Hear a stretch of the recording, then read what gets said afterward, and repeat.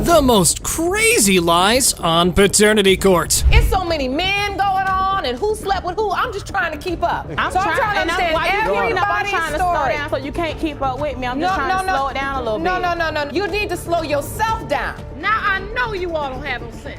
What you need to be talking about is that lie you told saying you weren't sleeping with nobody else. A hilarious turn of events. After failing a lie detector test and confessing to cheating by his girlfriend, Mr. Moody concludes that he might not be the proud papa of that 3-year-old bundle of joy. Surely this groundbreaking revelation will lead to a lifetime of trust and happiness.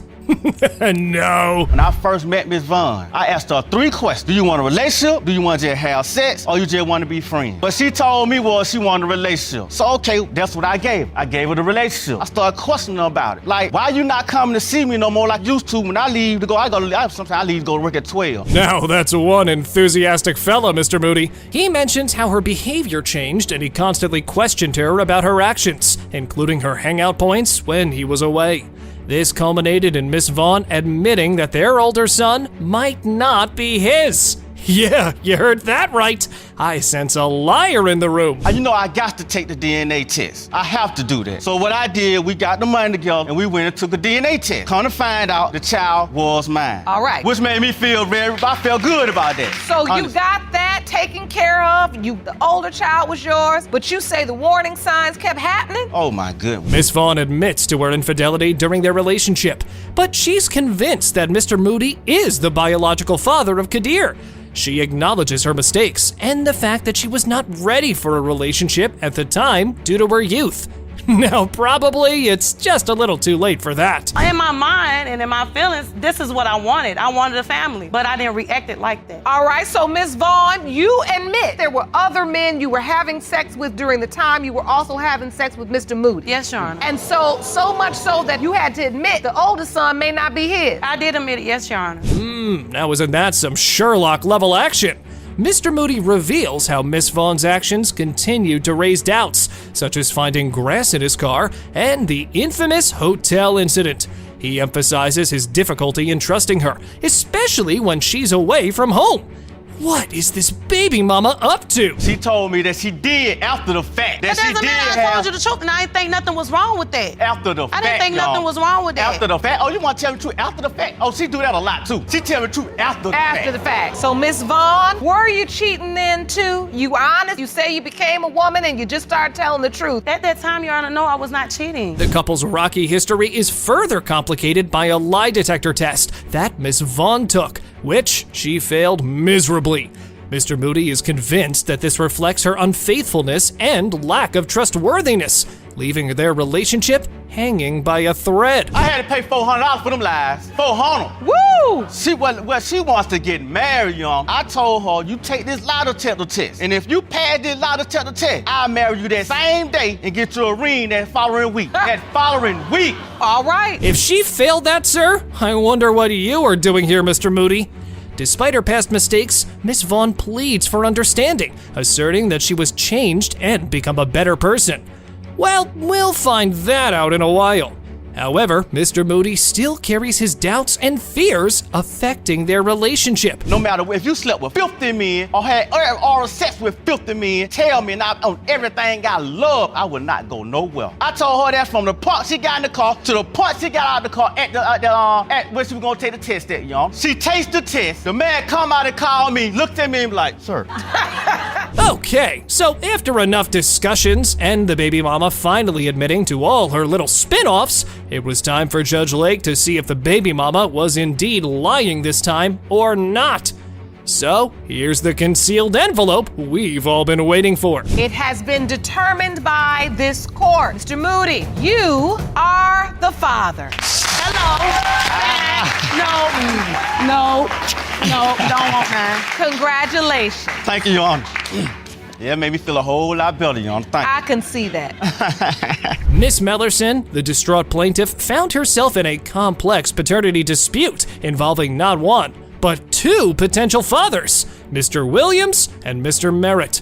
With one baby at the center of this emotional tug of war, the courtroom was poised for a gripping paternity showdown. I had met Mr. Williams in 2012, and from there it just began with our relationship. Your Honor, it was never a relationship. It was a sexual relationship. We had sex twice, and we Your never. Honor, he is lying because number one, Your Honor, this man right Your Honor, here, for I it don't to know be a what you're trying to relationship- cover up. It appears that if the baby's mother was involved with two men, the baby's father also had connections with two women. Loyalty seems to be a rare commodity in these situations. To add to the drama, Mr. Williams claimed that he was ghosted by the plaintiff, who had a history of frequently changing her phone number. Talk about some suspicion. We need to get a test and everything. She said, okay, but I'll let you know when I have my doctor's appointments. After she mentioned that to me, she didn't even have the same number. I never knew where she lived at. I continuously So how was changed my I? number. And she never called me either. When she called me, Did you change your number after you told him you were constantly pregnant? I just changed my number again. Now, here's where the real drama unfolds. Following the ever-changing phone numbers, the baby's mother alleged that she did pay a visit to Mr. Williams with pregnancy documents in hand.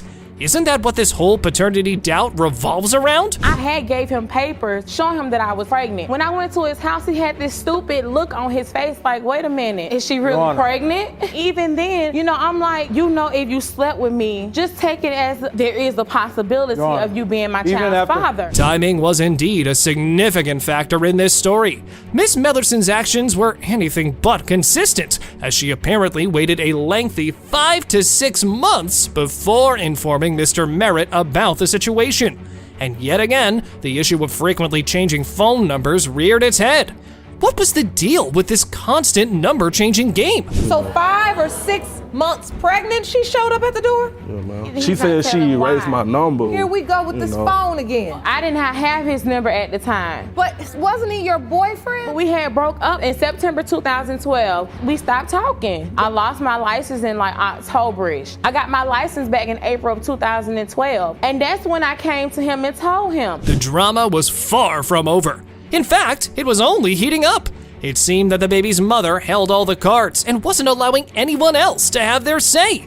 However, that kind of behavior didn't sit well in the courtroom, and the judge's patience was wearing thin. You know what? It's not time for you to be adding in any other verbiage that's not needed. It's so many men going on and who slept with who. I'm just trying to keep up. I'm trying to understand while you keeping up, I'm everybody's trying to slow story. down so you can't keep up with me. I'm just trying to slow it down a little bit. No. You need to slow yourself down. Next in line, the girlfriend stepped into the spotlight, armed with evidence of her communication with the baby's mother regarding the paternity matter. However, it became evident that the baby's mother had a serious penchant for dishonesty, as her words to the girlfriend did not align with the actual facts.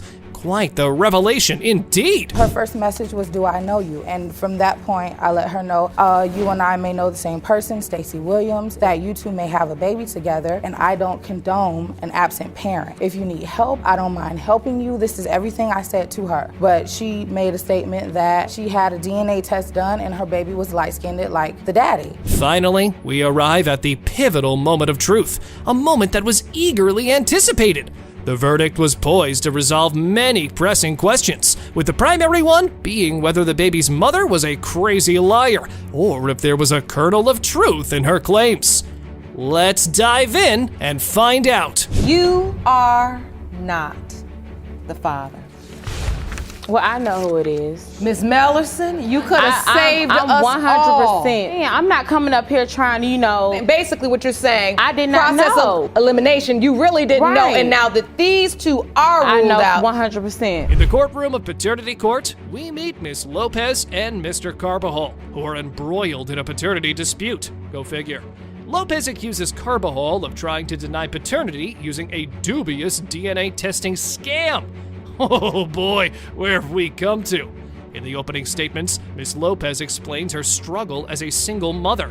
Probably something that might make you want to cry. You're having sex. Yes, Your Honor. Unprotected sex. How do we get to the point where you find out you're pregnant and there's a question regarding the paternity? Your Honor, I found out I was pregnant. He did not have anything to say. We talked later, and he was still in shock, telling me that he didn't want to have a baby with someone he did not love. All right, I think I might be getting to understand this. But hey, The dispute started when Miss Lopez became pregnant. Mr. Carbajal seemed unenthusiastic and claimed he didn't want a child with someone he didn't love. What logic is that? Suspicion arose when Miss Lopez showed a picture of another man who resembled their daughter. Growing up, I did not have a father, and I did not want my daughter growing up without a father.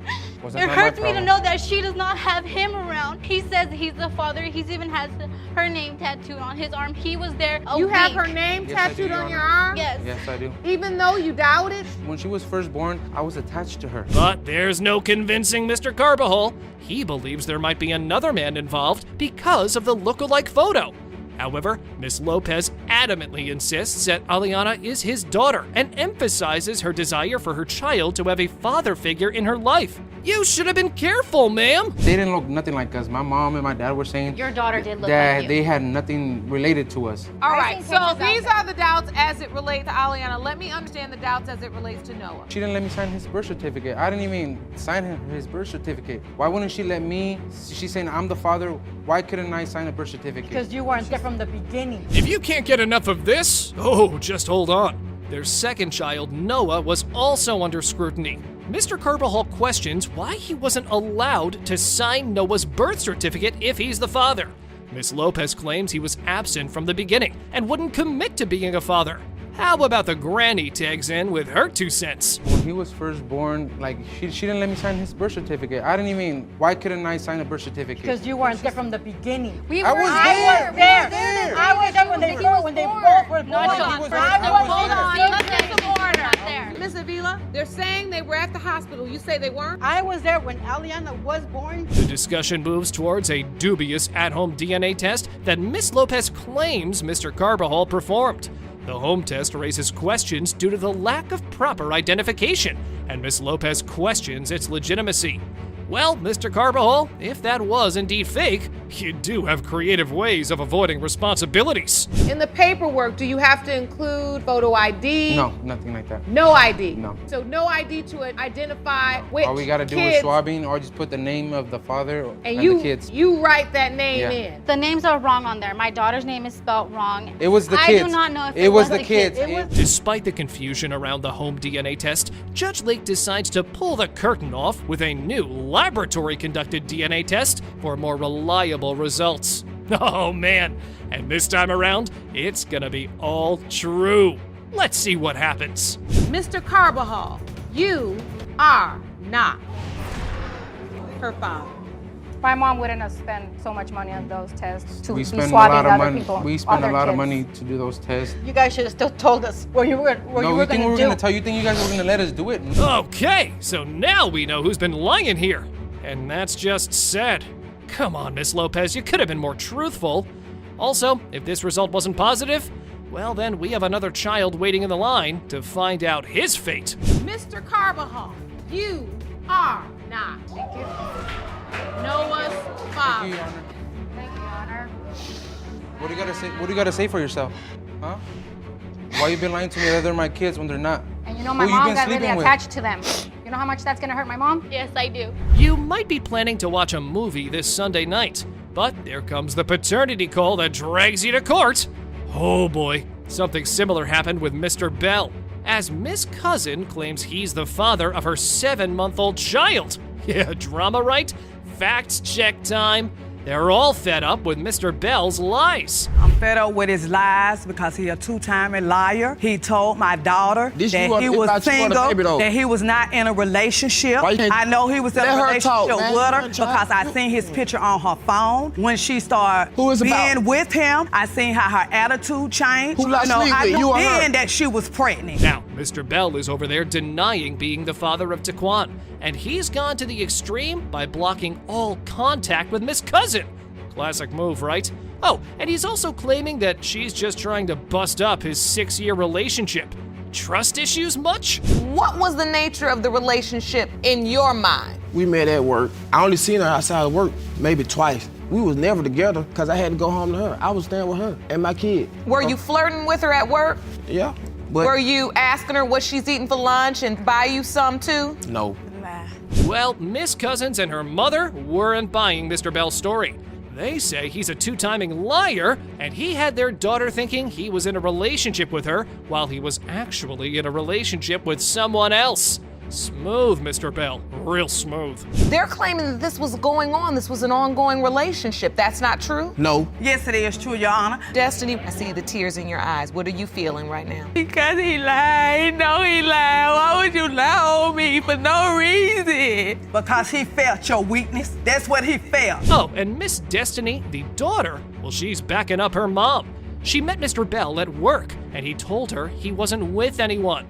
But she claims they had an ongoing relationship, and Mr. Bell had the nerve to let her buy him food and pay his phone bill. Talk about a free ride. Why do you doubt? When she got pregnant, I found out she was pregnant through a manager at the job. He called me in the office and told me she was pregnant. And I told him the same thing I'm telling her. It's not mine. Why you lying? Destiny, how did it go? When I came home, I called him. I said, I'm pregnant. He said, oh, well, call me back. Let me know what you gonna do. And that was it, and he hung up the phone. Fast forward, Miss Destiny gets pregnant, and Mr. Bell starts distancing himself, saying he's not the father.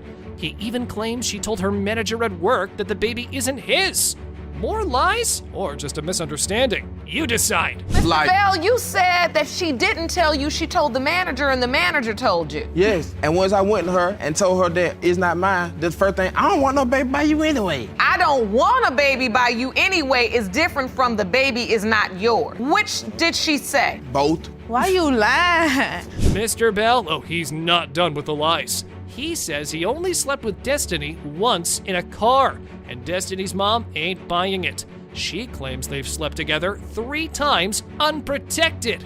Ouch! And Mr. Bell's girlfriend, Miss King, oh, she chimes in with her side of the story, making things even messier. I was pregnant with our second daughter. I guess you could say a mutual friend happened to recognize Cortez on her page, like for his pictures and stuff like that. And he asked if Cortez and I were still together. He gave me her name or whatever. I searched for her on Instagram. Of course I'm gonna search. I see Cortez is her profile picture, and I see her bio. She's like, oh, I love him. That's the one for me and stuff like that. Well, Mr. Bell, you do have a lot going on in here. And the only sentence that we've heard from the plaintiff's mouth was, why have you been lying? So now it was time for the paternity police to catch whether you've been lying or not. Here are the DNA results. It has been determined by this court. Mr. Bell, you are the father. Thank you, Lord Jesus. I'll take my child support papers in the mail. You've been chirping off all day. All day. You could not let them get a sentence out without downplaying everything they said. Everything. What kind of relationship were you all in now? It's supposed to be the one You night said stand, Your Honor. something to do. Something to do, like just a flame. Okay, it started off as just a casual fling. Yes. Do you remember the day she told you she was pregnant? Oh, I think this is it. I think I'm gonna have him. What do you do from that point? Get in a car? Right. Get in a taxi? Car. So then at that point, why wasn't he called? This man called me and said, you can't even see. You see She got too mad loud. about that? Long as I sure did get mad. He told me I could see, and I'm just trying to sing for the God. Wow, this never ends. Mr. Burridge felt he was being played for a fool by the woman he loved. He dragged Ms. Stephanies to court to take his name out of the birth certificate because he was very certain he wasn't and couldn't be the father of her child. Ms. Stephanies was tired of all the embarrassment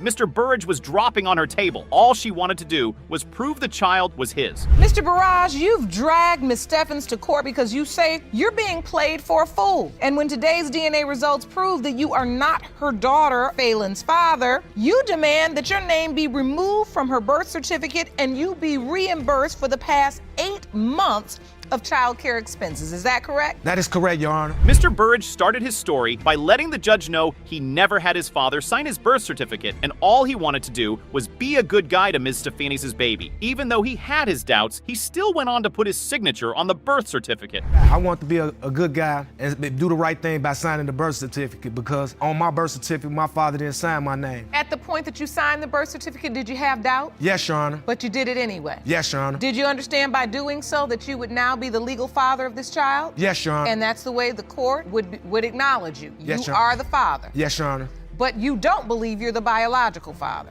Yes, Your Honor. As you would expect, Mr. Burridge and Ms. Stephanies got into an argument about how they didn't trust each other. Ms. Stephanies couldn't understand why a man she knew was there throughout the pregnancy process was starting to deny her baby. I mean, it's not like she forced him to sign the birth certificate. He did it on his own. He was was there, you signed the birth certificate, cut the umbilical cord. I didn't force you to do anything. You chose to do that willingly because you felt, obviously, that she was your child. That because I was having unprotected sex with you, and it's a slight possibility that the child might have been mine, but, I was with my girl for 2 years. And I just feel like, you was sleeping with this guy would make you think he wasn't a father. You was having unprotected with him. So wait, let me understand this. What kind of relationship were you all in now? It's supposed to be the one you night said stand, Your Honor. something to do. The judge had to cut into their pointless argument and try to understand what kind of relationship they had. For Ms. Stephanies, she felt she was in a really committed relationship with him. But that wasn't the case for Mr. Burridge. He felt it was just a fling and claimed he already had a girlfriend. Fernando, we was together all the time. It wasn't no one night stand. We was together consistently every day. My mom was there with my kids. All the time? Did you think you all were in a relationship? I didn't think we were in a relationship, but I thought it was more because I knew that my intentions was to make it more than what it was. But you knew I had another girl, and you also said this to me, pillow talking, like you gonna try to take me away from my girl. You know what I'm saying? Trying to set me up, trying to trap me. Mr. Burridge didn't waste any time bringing out the cards where he claimed Ms. Stephanies was messing with other guys he didn't know of. He claimed he would constantly see multiple guys in his neighborhood bragging about how they kicked it in bed with Ms. Stephanies, and he just couldn't believe the child was his. Yes, Your Honor, because I didn't know how many guys she slept with. Guys coming out the blue in the neighborhood where I stay, just come out the blue. I hit that, I hit that, I hit that, I hit that, I hit that, I hit that, I hit that, I hit that. He can't keep going off what other people say, and he's going off what other people saying. Ask him, does he know anything that's for sure, not what people are saying. Mr. Barrage, what do you know for sure? Do you have any proof of this? You could tell Mr. Burridge wanted nothing to do with her baby. He wasn't only accusing her of being with several other men, apparently. He had proof to back up his accusations. But when he stood up to show the judge his proof, they were nothing of value. Trust me. The other guy has light eyes. Yes, Your Honor. And for one, Your Honor, I'm brown skinned, Your Honor. Light brown eyes. Hey, the guy got light skinned complexion, Your Honor. So these are all the factors you believe that add up so that you're not Phelan's father. Yes, Your Honor. And Your Honor, people say the baby looked just like him, Your Honor. People say, you see, he keep bringing up. What have people told you? Everything was going really well for them when the baby was initially born. Ms. Stephanies could definitely remember the good times, but that changed when they got into a heated argument in front of Ms. Stephanies' family. He felt disrespected, and from that day on, he refused to take care of the child till he got a DNA test done. All is a joy. We go to my mom's house, we're celebrating. So we're drinking. Me and Mr. Barrage ended up getting into an argument. I seen some text messages in his phone from another female, so I confronted him on that. He got this big thing. I guess he thought I tried to front in front of my family, front him off in front of my family. So he just went off, said, oh, from day one, she's not my baby and I want a DNA test. Well, all eyes were now looking at Mr. Burridge. Ms. Stephanies dropped a truth bomb that shocked even the judge. She said, aside from the baby in question, she was also 5 months pregnant with another baby that belonged to Mr. Burridge. Oh, trust me. The case took a different turn. I had a bad past. I didn't have several women, before her, and she didn't have several men. And I didn't try to judge that against her, but I'm steady hearing. And it just put back in my head. It's a bag up what he said. My mother or my biological mother or father didn't raise me. I was a foster child. My biological mom wasn't in my life, nor my father. I didn't meet him till I was 12. Ms. Stephanies' sister also claimed that she was positive. The baby belonged to Mr. Burridge. She said she knew her sister like the back of her hand, and if she had been messing with someone else, she would definitely know, but that wasn't the case. You wasn't up in the room sleeping with us. I beat my sister every day. I know my sister like the back of my own hand. If she was messing with anyone, she'd confide in me. I feel that Fernando is insecure with himself. He listens to what everybody telling him. The guys know that he's insecure with himself because he's not attractive. So they get in his head and say, oh, the baby look just like me. The baby looks just like me. The moment of truth was finally here. It's time to see what the future holds for them. Would Mr. Burridge end up being the father, or has Ms. Stephanies been lying all this while? Well, let's find out. Mr. Barrage, you are her father. Thank you, Your Honor. I tell him all the time, misery loves company. Of course, don't nobody want to see you happy. There was so much at stake in this case, believe me. As he claimed, Mr. Horn had a wild weekend a couple of decades ago, but now finds himself denying a son that resulted from his adventurous weekend with Ms. Mannion. Ms. Mannion wasn't denying that she also remembers the wild weekend, but she is beyond certain the child belongs to Mr. Horn. Mr. Horn, you had a wild weekend 3 decades ago and now find yourself in court to prove that you are not the biological father of Ms. Mannion's 29-year-old son, Andrew. Is that correct? Yes, ma'am. You will meet him for the very first time in a moment, but say today's DNA test will prove you are not his dad. Yes, ma'am. Now, 5 years ago, Mr. Horn was at work when he received one of the most shocking phone calls from a family member of his. The person asked him if he remembered Ms. Mannion's name, but he said he was pretty young at the time and his lifestyle was nothing to write home about, so remembering her name was nearly impossible. I was at work. I got a phone call from a family member who never calls me at work, asked me if I remembered a certain name, which was her name, and I was like, you know how I was back then, I really don't have a clue who you're talking about. And so she mentioned a couple other names, and that kind of rung a bell, and told me that she got a phone call from Mr. Haight saying that I might be his father. Well, after getting the shocking news that he might have a son, he picked up his phone and told her son that his mother had been with several men and there was no way he could be his father. Well, Ms. Mannion dropped her own truth bomb, and trust me, it was heavy.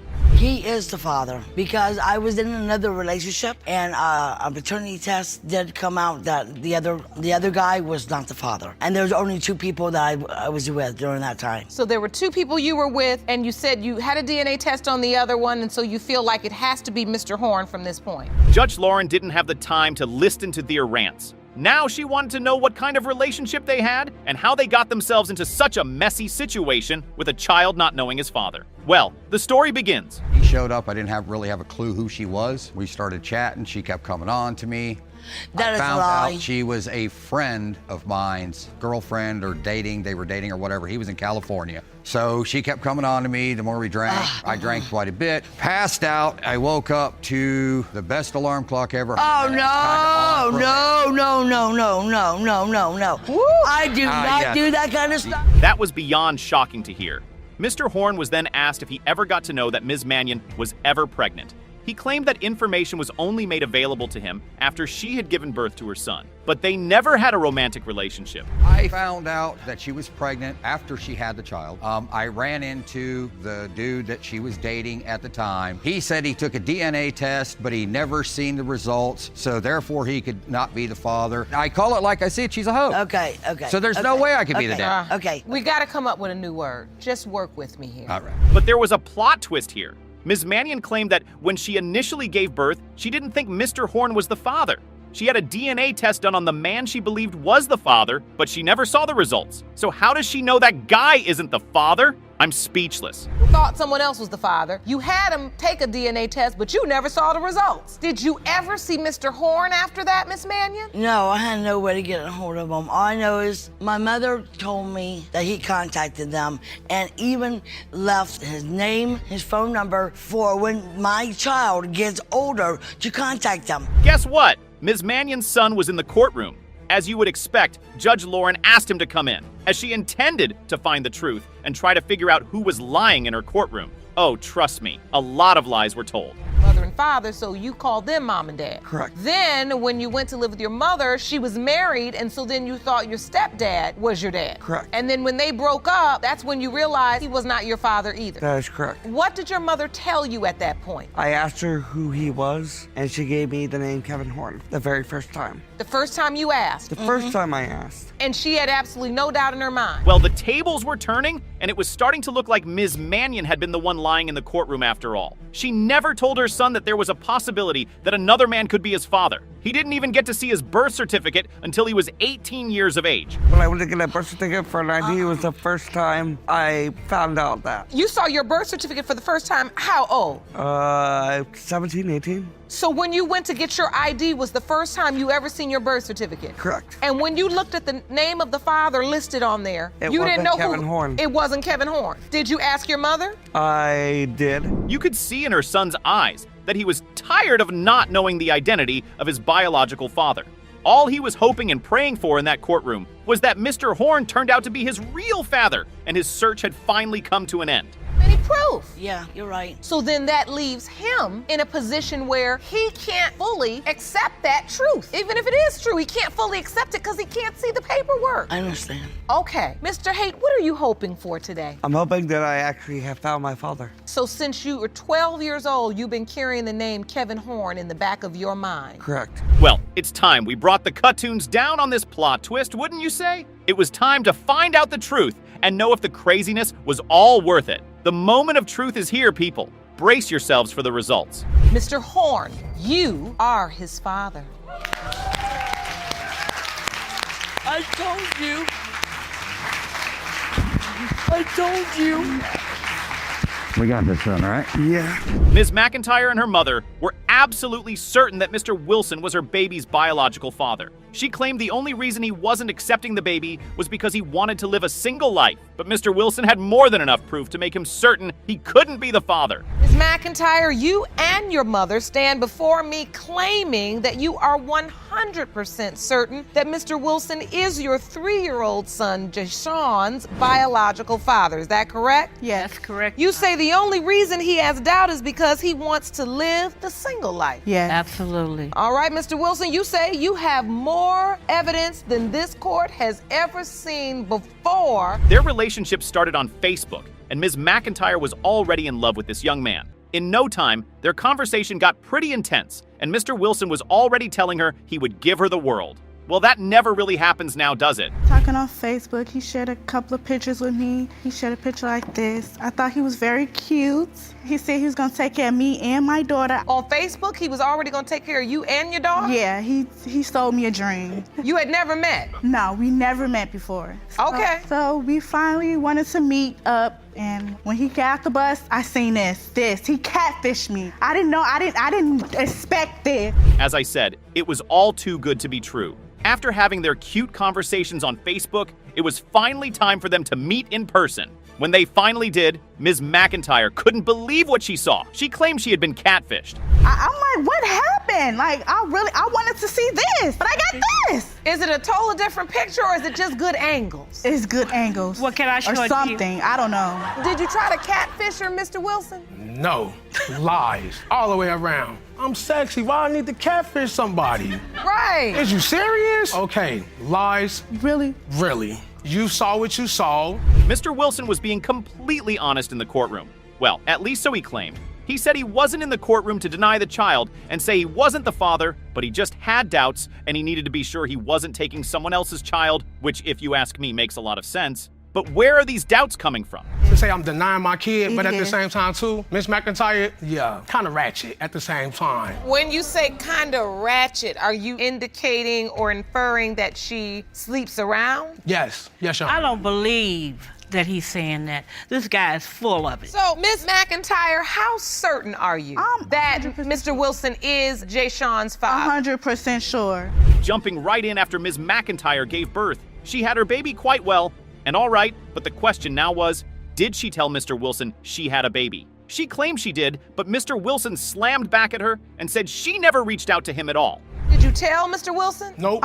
Nope, not until after the fact. They claim that they didn't have no way. Serious? They claimed they didn't have no way of getting in contact with me. They called me after the fact he was conceived. I wasn't at the hospital. No, he was not none at of the hospital because none of that, because they didn't want me to be there. He didn't have. Period. Why wouldn't we want him to be there? Period, because she don't like me, just like I don't like her. He didn't have a So ride. she That don't was meet his up. excuse. Well, it was from argument to the next with Ms. McIntyre, her mom, and Mr. Wilson wanting to rip out their throats. Mr. Wilson's name was never put on the child's birth certificate because he never made it to the hospital, but since the baby came into the world, he hasn't done a single thing. Hasn't done anything for him? Not to my knowledge. And believe it or not, if this baby not mine, I'm not gonna. But do it nothing. is yours. I'm not. But it is yours. You haven't did anything. I got a 1-year-old daughter. I take care of faithfully. You never That's the did thing. I'm anything not. anyway. It is yours. So I want to understand your doubt, Mr. Wilson. I want to understand.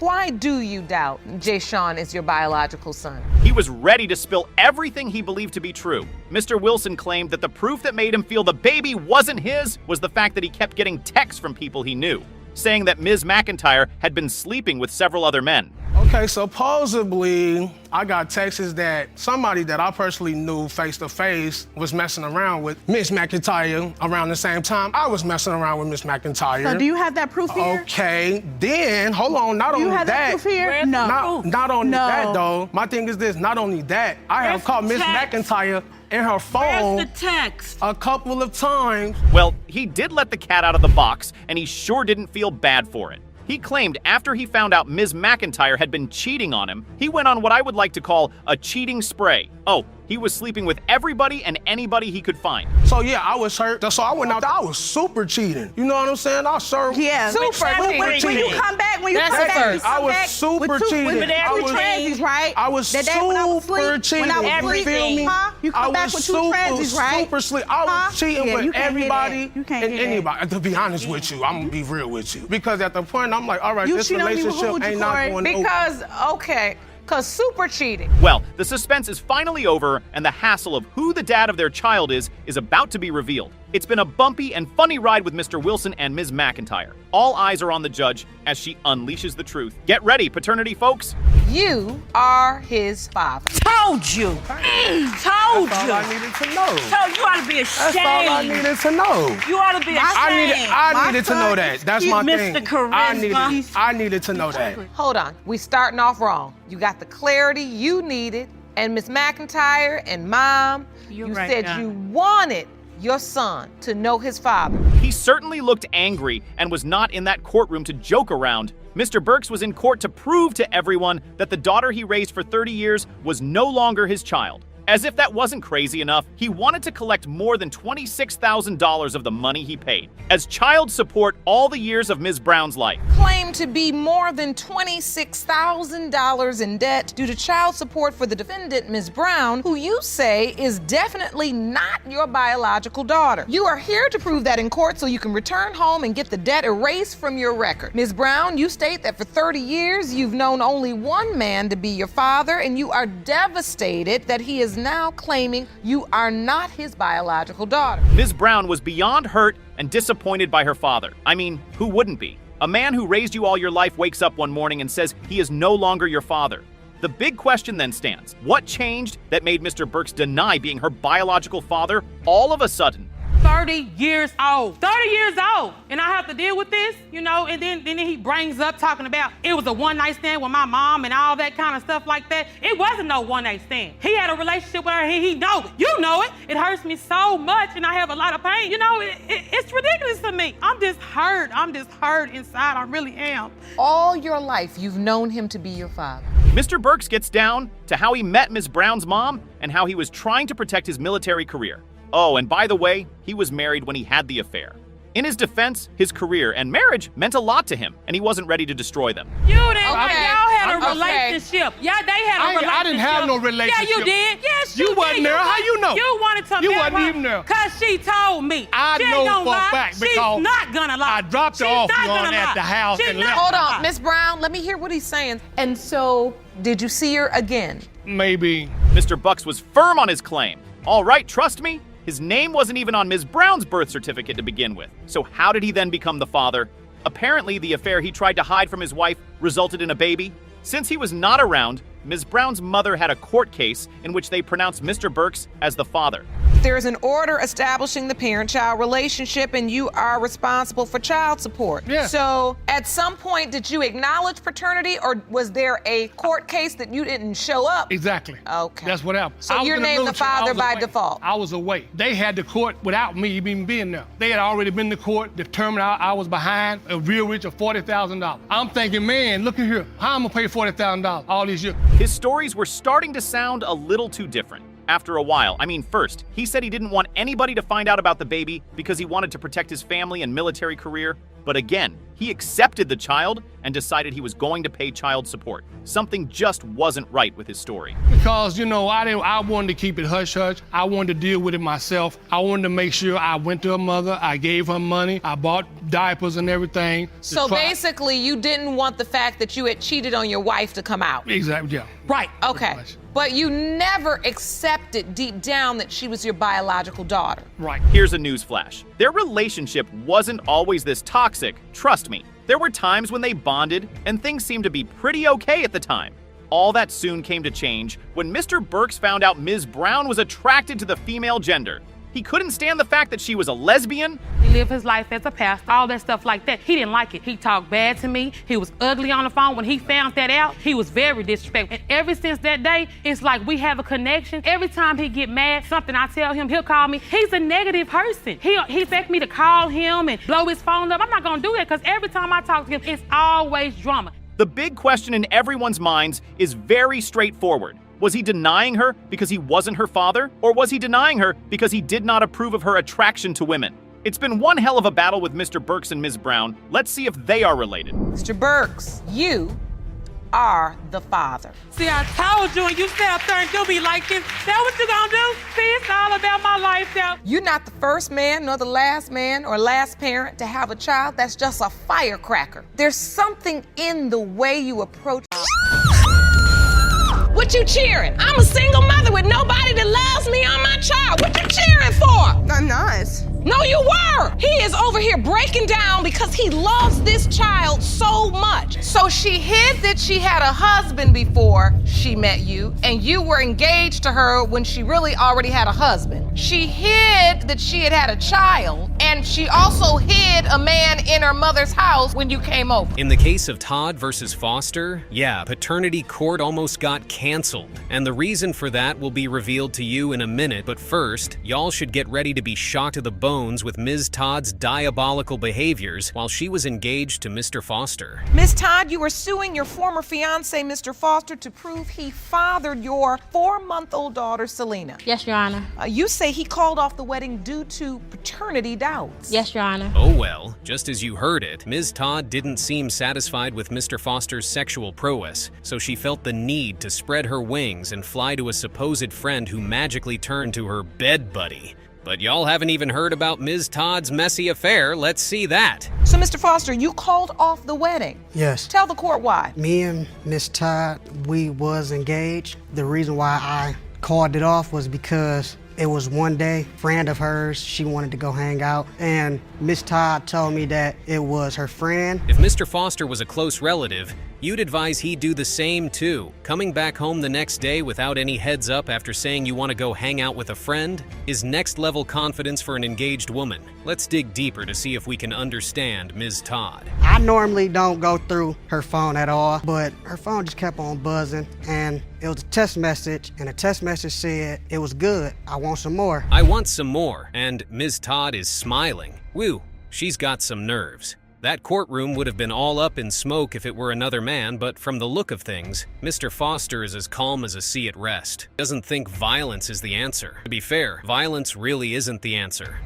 Miss Todd, is this true? You went out with a friend and stayed out all night? Yes, Your Honor. Oh, so did you sleep with him that night? Yes, Your Honor. Ms. Todd really doesn't give a damn. That woman is right there spitting some really hurtful words, and she doesn't even seem remorseful about it a bit. Maybe she wasn't really into Mr. Foster because no one would treat a man they love or loved that way. Well, let me help you get the details.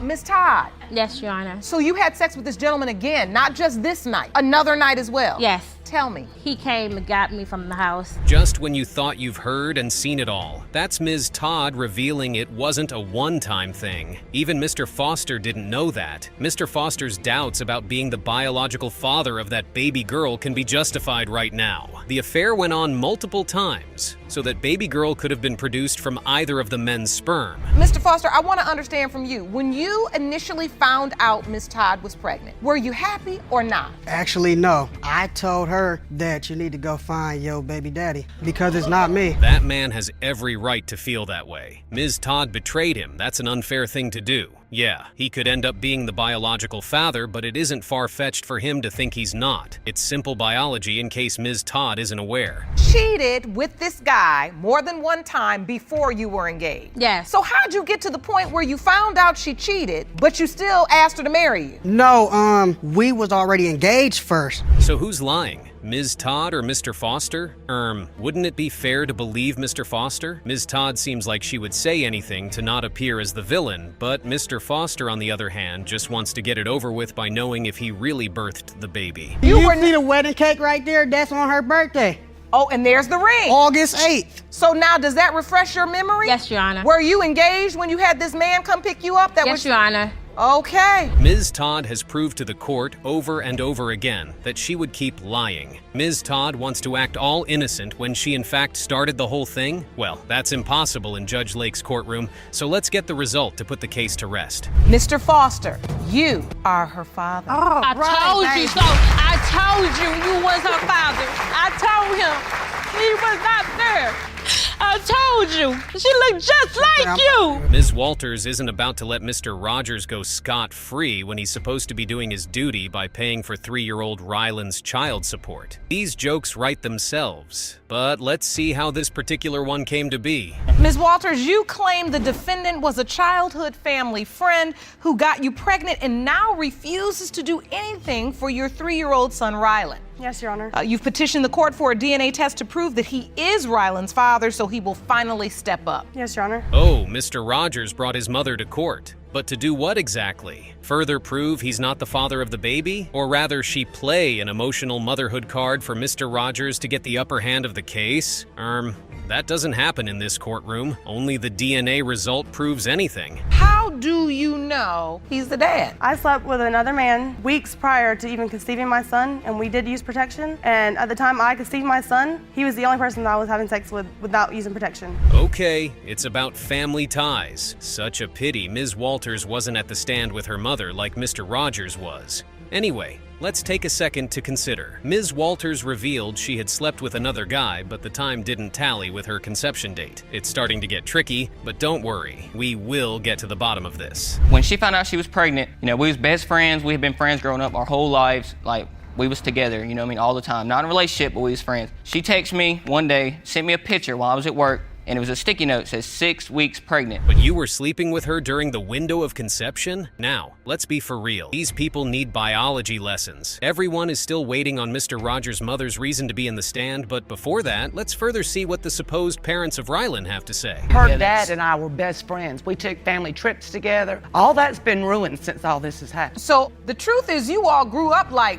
brother and sisters, cousins, That's my home away from home. Sorry to Ms. Walters that she had to go through it alone, but what was she thinking was going to happen when she had multiple sexual partners? Yeah, someone wouldn't be interested in catering for her needs. On the other hand, Mr. Rogers believes Ms. Walters was trying to force him to be a dad because of family ties. Nice. I would have never allowed them to spend days and nights and all in my house because to me they were like brother and sister. So you would let her spend the night because she's just like another child. Oh, finally, Ms. Sanders, who happens to be Mr. Rogers' mom, is voicing her thoughts. These two families had a good run till their children messed it all up. But hey, why is Mr. Rogers talking like it didn't take two to tango? Mr. Rogers is there talking like Ms. Walters held him at gunpoint for whatever reason best known to him. All right, I was not in the delivery room when he was born, so therefore my name is not on that birth certificate. I've had no DNA but DNA established the whole time he has been in this world. How am I on child support? I was out of town working. Ms. Sanders seems to be really emotional because she saw these two individuals as siblings. In Ms. Sanders' words, they were like brother and sister. Little did she know that an activity that a brother and sister aren't meant to be having was what Ms. Walters and Mr. Rogers were having. Quite sad. I know you didn't, or you would have been in court. Well, 2 weeks later, I was on the way to the beach for my sister's birthday.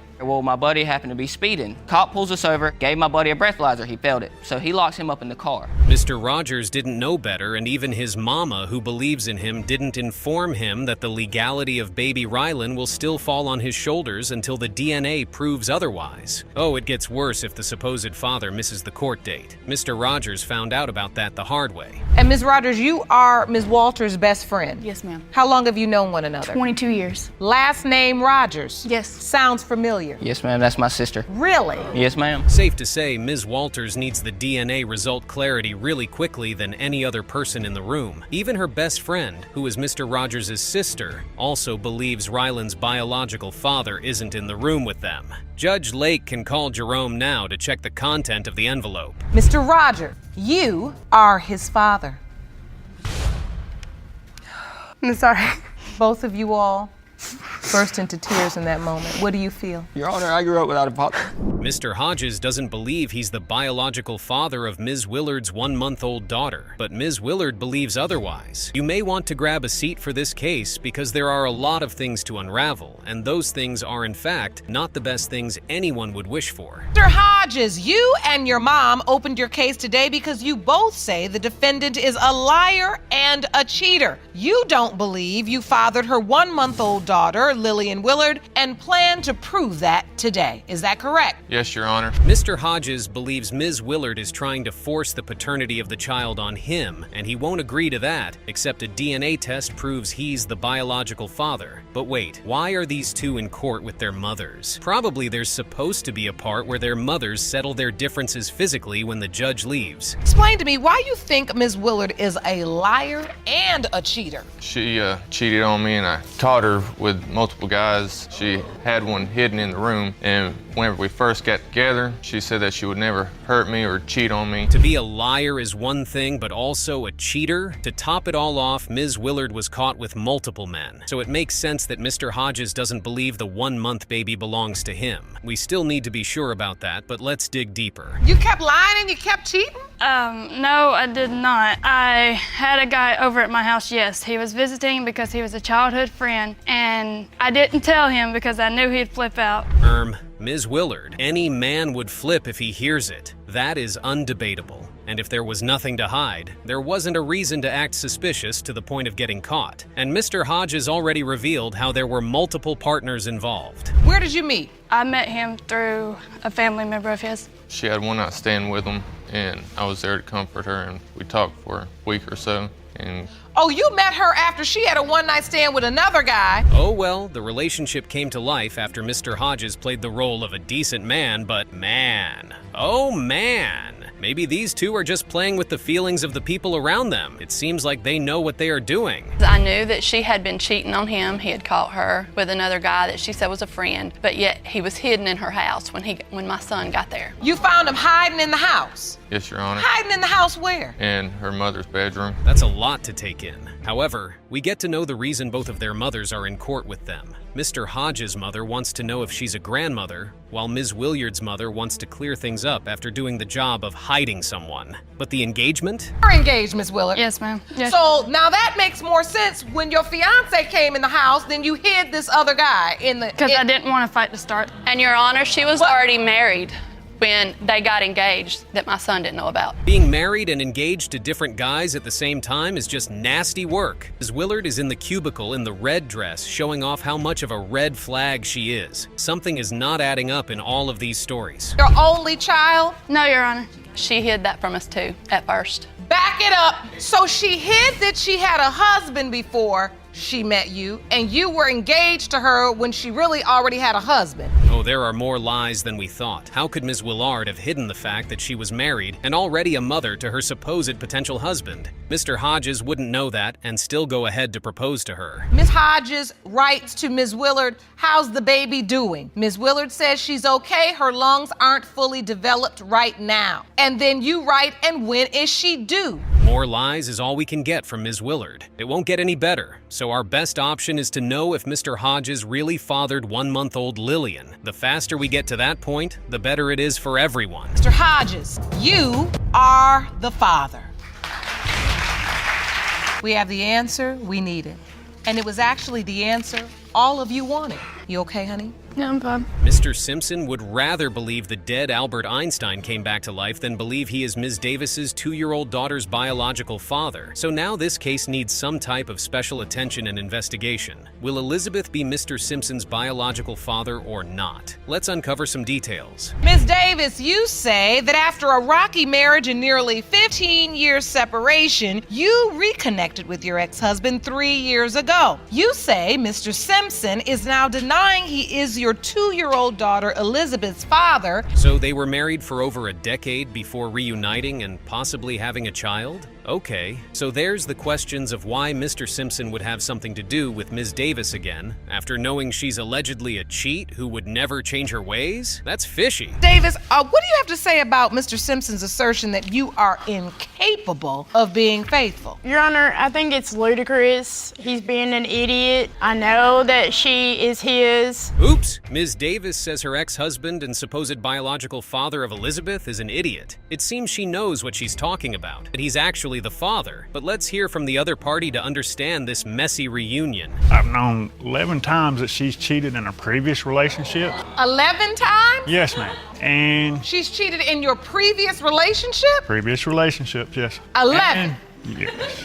And that's just What what it was happened? counted. 11 times? Oh, Judge Lake isn't the only shocked person here. Mr. Simpson should have lost count at some point. Maybe that divorce they had came in handy. But who will side with Mr. Simpson as he went back to the woman that did him dirty 11 times? That's messed up. So, Miss Davis, have you been that busy? Did you cheat on your husband 11 times? No, I did not. But yes, I did cheat on him. We were married when I was 16 years old. I was just a kid. Okay. From Ms. Davis' explanation, she was just a minor when she was shipped off to Mr. Simpson's house to handle the roles of a wife. So, maybe Mr. Simpson is the one to be blamed here. Why was he interested in getting married to a 16-year-old girl? However, Ms. Davis said something about being honest with him. This keeps getting weird. What made you take your wife back after she cheated on you 11 times? Did you feel like she had changed? Yes, she had kids with other guys after we separated. Exactly, Judge Lake. If you knew she was a chronic cheat, why accept her back? What's the talk about motherhood maturing her when she was married as a teenager? That woman would possibly want to keep trying to live her teenage years for a very long time, Mr. Simpson. And reconnect, Yes, ma'am. and you all started to have a sexual relationship again. Well, yes, technically, yes. In the first week, Technically. the first week we were together, Your Honor, I had problems. I just came out of a relationship. I have my own kids. I've got custody of all my kids. Mr. Simpson's reproductive system wouldn't rise to the occasion of being active for the conception of Ms. Davis' daughter. But Ms. Davis wants Mr. Simpson to rise to the occasion of being the girl's father? Now that's a twist right there, but the story goes on. Mr. Simpson, what happened? He was happy. He didn't seem to have any problems. So you told him in person, you called him on the phone. Take me back to that I told day. him in person, and he seemed happy, seemed fine with everything. Ms. Davis is saying she didn't cheat on Mr. Simpson when they got back together. But Mr. Simpson has his doubts because sometimes history can repeat themselves. Mr. Simpson believes the possibility of his ex-wife cheating on him again outweighs whether he truly impregnated her or not. 3 hours. He's gonna think something's going on either way. I mean, are you trying to build the trust or tear it down? No, I get where he's coming from, but at the same time, he's the one that's leaving and going and staying with his ex. Oh, wow. Mr. Simpson was still caught up on his ex? And Ms. Davis was technically married? Okay, this is way past what the judge can settle by hearing both sides. Let's just get it over with by listening to the 4 or 5 words. Mr. Simpson, you are the father. Okay. Absolutely. I'm sorry.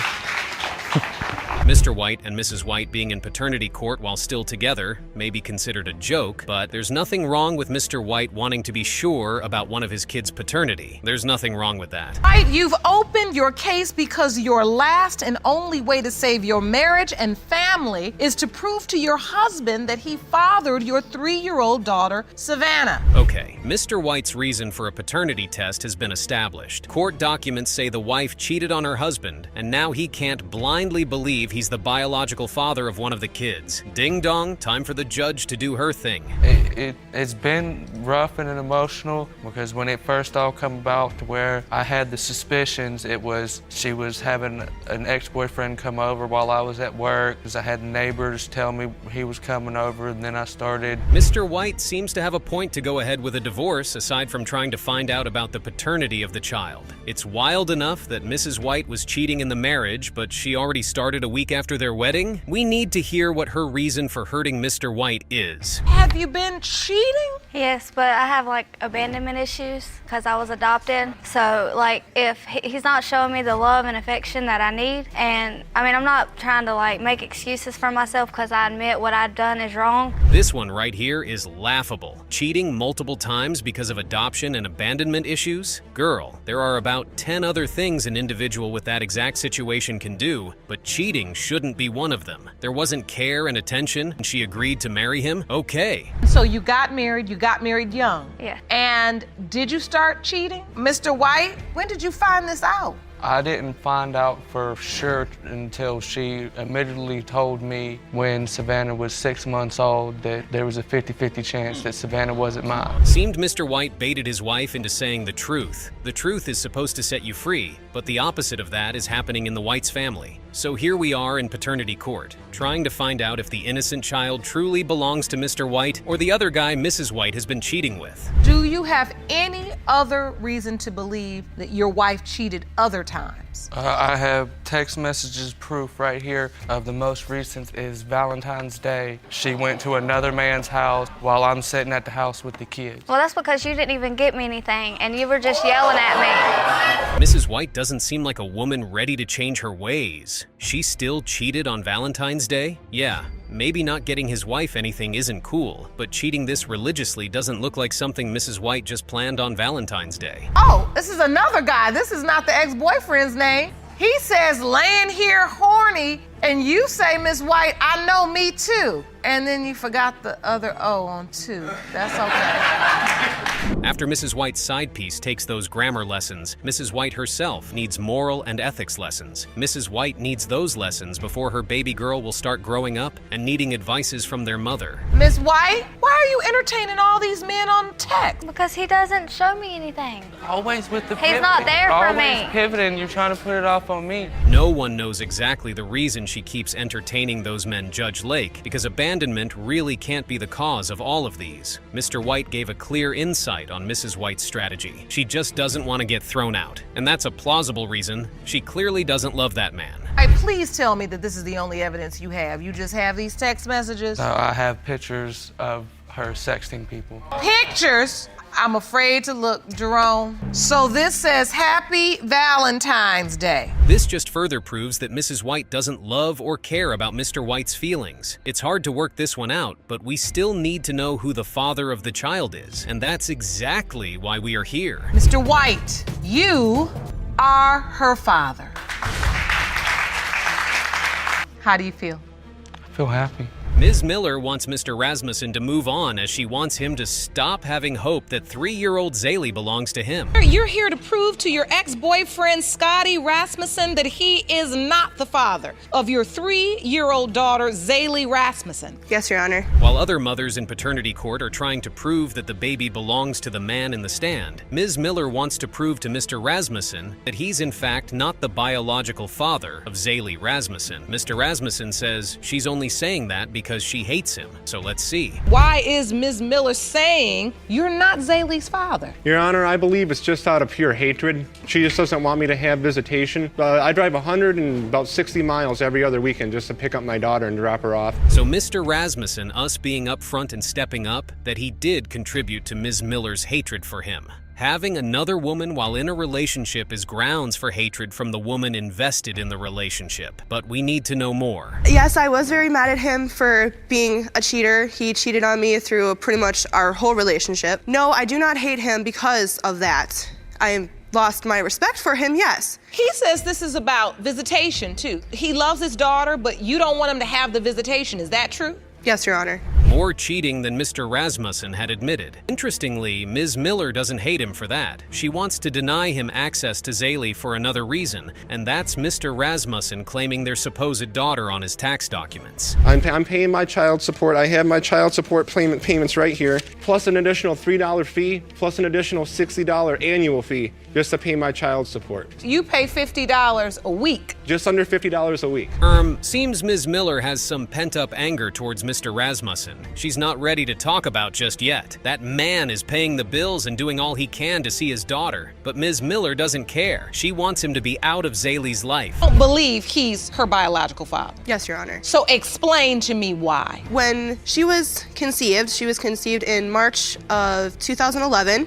He wasn't even in the same state. He was in Vegas. Ms. Miller says her and Mr. Rasmussen neither had a physical contact or sexual relations at the time 3-year-old Zaylee was conceived. So here's the bummer. How did Mr. Rasmussen know she was pregnant and felt the need to think the pregnancy was his? Clearly, at some point, Mr. Rasmussen either thought or was informed that he was her biological father because he is paying child support, he's still driving 160 miles each way, and she has his last name. Maybe Ms. Miller hated seeing Mr. Rasmussen pose as Zaylee's father because he cheated on her. Yeah, no doubt. That must have hurt, but that doesn't give Ms. Miller the right to change her words and say Mr. Rasmussen isn't the father of the child if he actually is the father of the child. When Zaylee was born, you were at a doctor's appointment. I was at home because I had to work that day. I was at my job as a cashier. I got a phone call and I answered it. They said she was going into labor. I said okay. It's obvious enough that Mr. Rasmussen would do anything for Zaylee, from the moment she was in the womb till the time she was born, and even trying to make sure she's living an angelic life as a child. That man would go through the heavens and the earth to make sure his baby girl is safe. Until about 3 months after she was born, one of his friends told me everything that he was doing throughout our entire relationship, cheating on me, going to multiple places to meet multiple girls. Now that's a better and clearer point to understand Ms. Miller's pent-up anger and hatred towards Mr. Rasmussen, and most importantly, the reason she doesn't want him to be Zaylee's father anymore. But it doesn't work that way, Ms. Miller. Only the DNA result can prove if he is the father of the baby or not. Mr. Rasmussen, you are not the father. Miss Miller. Be respectful. I'm sorry. Miss Miller. I'm sorry. That's a lot of nerve considering the alternative is somebody that don't want nothing to do with you or your child. Why are you texting your ex-boyfriend these things? He don't treat me right. Like, your body is naked, wishing you were in the bed. Which bed? Your husband's bed? That she was my daughter. And then just to know that my sister's resting in her grave, needs to know who her family really is. I just need to know too, for sure. We can all move on. Either way it goes, he's been her father. Says, have you talked to Carly today? You say no. Why? Friend says she has some guy over here with her in the living room. You text back, are they hugged up or anything? And she texts back, yes. Was this the ex? Says, have you talked to Carly today? You say no. Why? Friend says she has some guy over here with her in the living room. You text back, are they hugged up or anything? And she texts back, yes.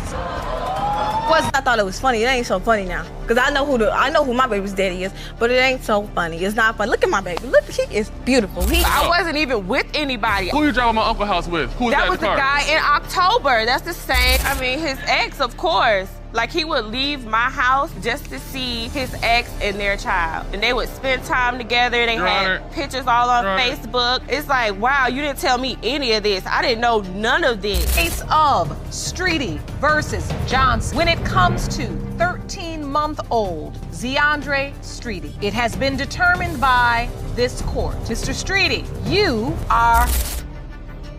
Case of Manser versus Serre is truly a heartbreaking tale. Mr. Manser spent 5 long years in prison due to unpaid child support for his son, and now he was in court to establish the child's paternity. Mr. Manser, you claim you spent 5 years in prison for failing to pay child support for the defendant, Ms. Sears' son, Dylan. That's right. And it was never proven that you are his biological father. From being neighbors to possibly becoming partners and parents, it was clear that Mr. Manser and Miss Serre had a troubled relationship. The pressing question was how their situation turned from bad to worse. Miss Serre claimed to have evidence. You say you have proof that Mr. Manser is Dylan's father. You argue you are here to prove again that he is the father of your son, to finally stop him running from his responsibility. Yes, ma'am. Mr. Manser, explain to the court the circumstances surrounding your arrest. For Your Honor,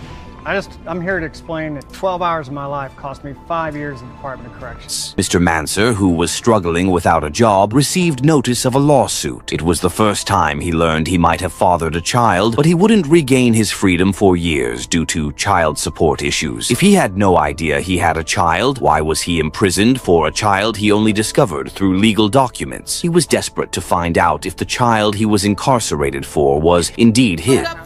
I wasn't able to show up for court. I was completely on the other side of the state. I was indigent. I was living at my mom's, didn't have a job at the time. So I didn't show up for court, and I was named the natural father by default. And then what happened? And then I was charged criminally for not paying the child support that was ordered in the... Mr. Manser was visibly distressed, having served 5 years for what he believed was an unfair punishment for missing a court date. The judge had a different perspective. Meanwhile, Miss Serre seemed indifferent, showing no sense of responsibility for Mr. Manser's plight. Did he truly deserve such a harsh consequence?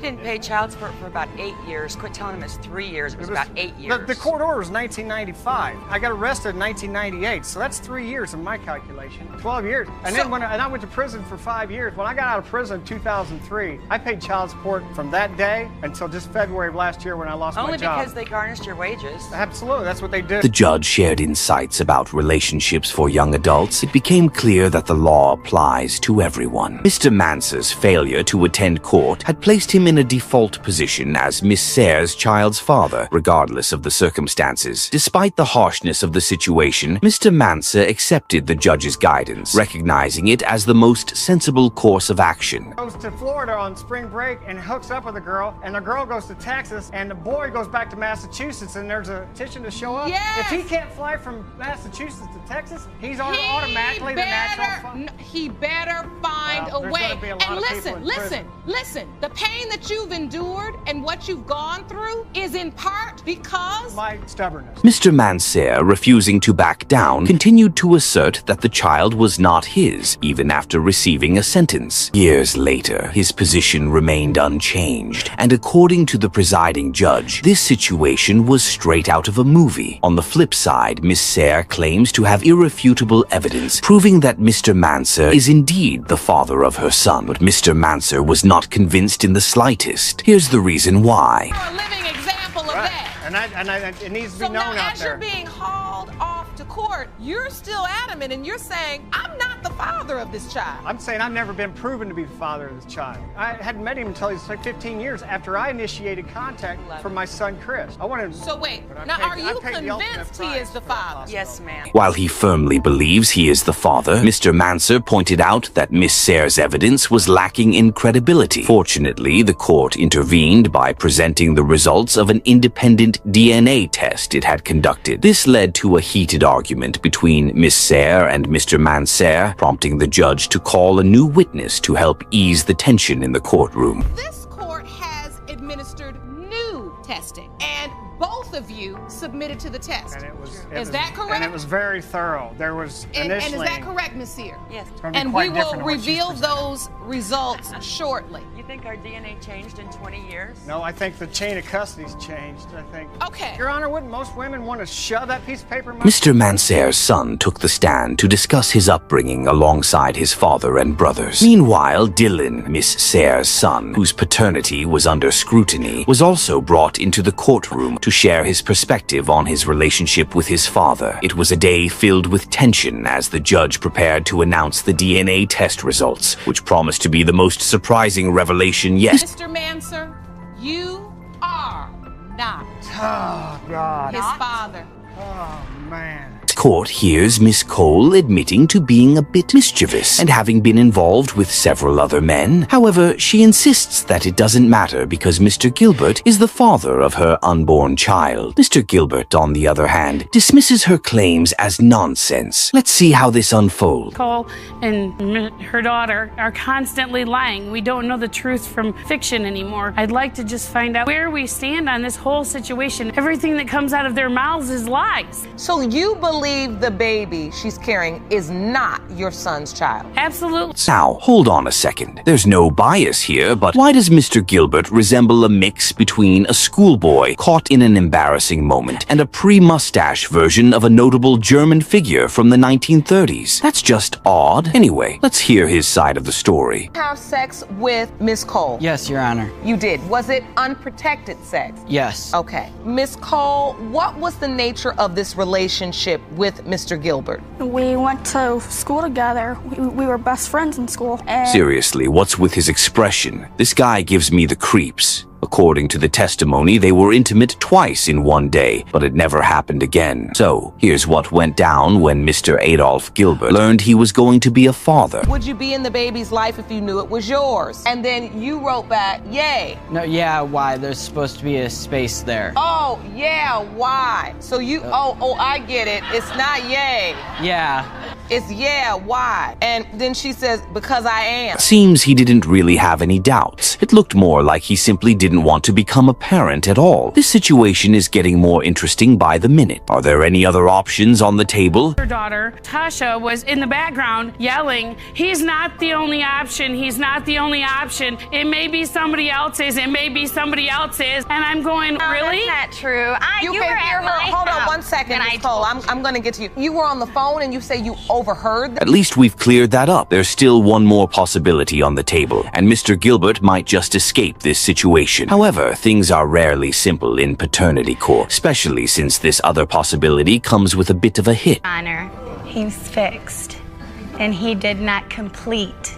So you're saying the other potential father, you've found out since that he's had a vasectomy, or he had a vasectomy? He had. But that's just his word. He's never given any evidence. Being old enough to be my father isn't a legitimate age. It's more like a sign that the age gap is likely even wider than that between a father and daughter. It's more like a grandpa and daughter scenario. Can this guy even father a child? And it gets even more interesting. Yours, you write back, I don't. Miss Cole write, the other guy is fit. You write back, so he says. And if you believe that, you wouldn't have lied to me. Cole writes back, do you want to be in this baby's life? And then you write. Nice job, Mr. Gilbert. You'd think this case is solely about him and Miss Cole, but that's not the case. Their mothers are on the verge of a major clash, and it's going to get messy with all the lies involved. That she had told him, and it's been nothing but lies out of her mouth. And that's what we have constantly gotten from not but one of you, but two of you. You don't find out the truth about what's going on in a conversation between your daughter and I,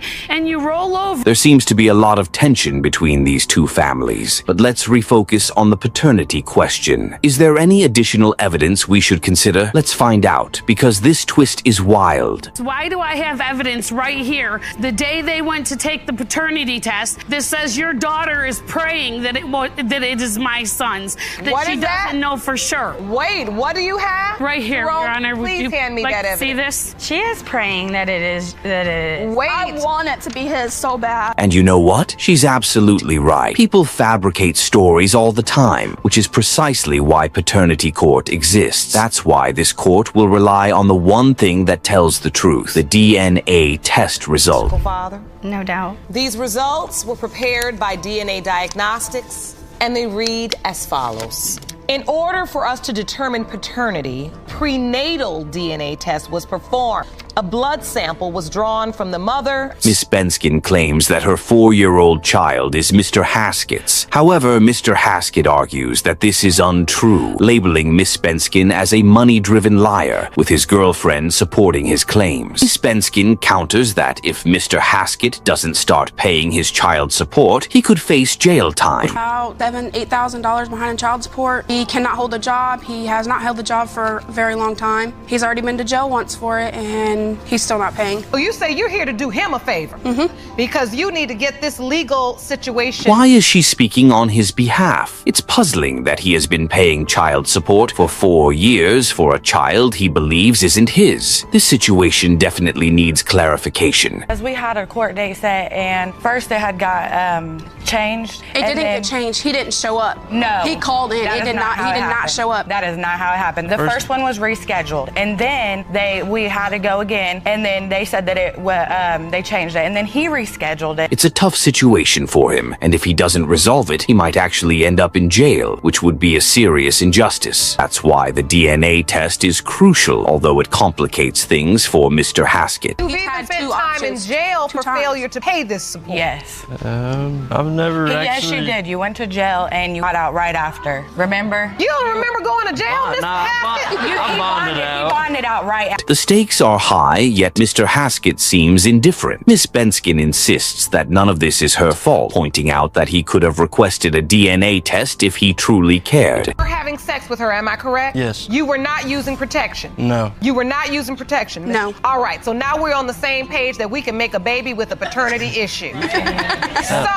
So you had sex without protection. How long did this relationship... Appears to be a complicated love triangle. Mr. Haskett was previously with his girlfriend, then started seeing seeing Miss Benskin, only to return to his girlfriend, leaving Miss Benskin feeling sidelined. Called his family members and they knew everything about it, and they are still in Kinsley's life. He just chooses not to be. So you've talked to his family members, they accept Kinsley, you told him you were pregnant, and he just didn't respond. You couldn't get an answer from him. Yes, Your Honor. So was he the only guy you... It's quite the character move for Mr. Haskett to engage with someone without protection and then block her on social media when confronted. Who would do that, right? It seems rather irresponsible. Question. Yes. How do you know that? She had came over to my house, but she had told me she had to pick up her friend from work. And after we had picked him up, he got in the car, he kissed her on the cheek and said that he loved her. And I just kind of stepped back from the situation. And Mr. Haskett's family accepts Miss Benskin. It raises questions about his choices. However, he has his own reasons for his stance. Referred to as one of my good friends, and he didn't have a way to work. I gave him a ride to work in my car. And if there was sexual intercourse with this other guy, why would I ask you to go with me to pick him up? This changes everything. If Miss Benskin has been dishonest, it calls her credibility into question. Here's what she has to say about those accusations. Benskin, there is no doubt in your mind Mr. Haskett is your child's biological father. Yes, Your Honor. You have no doubt?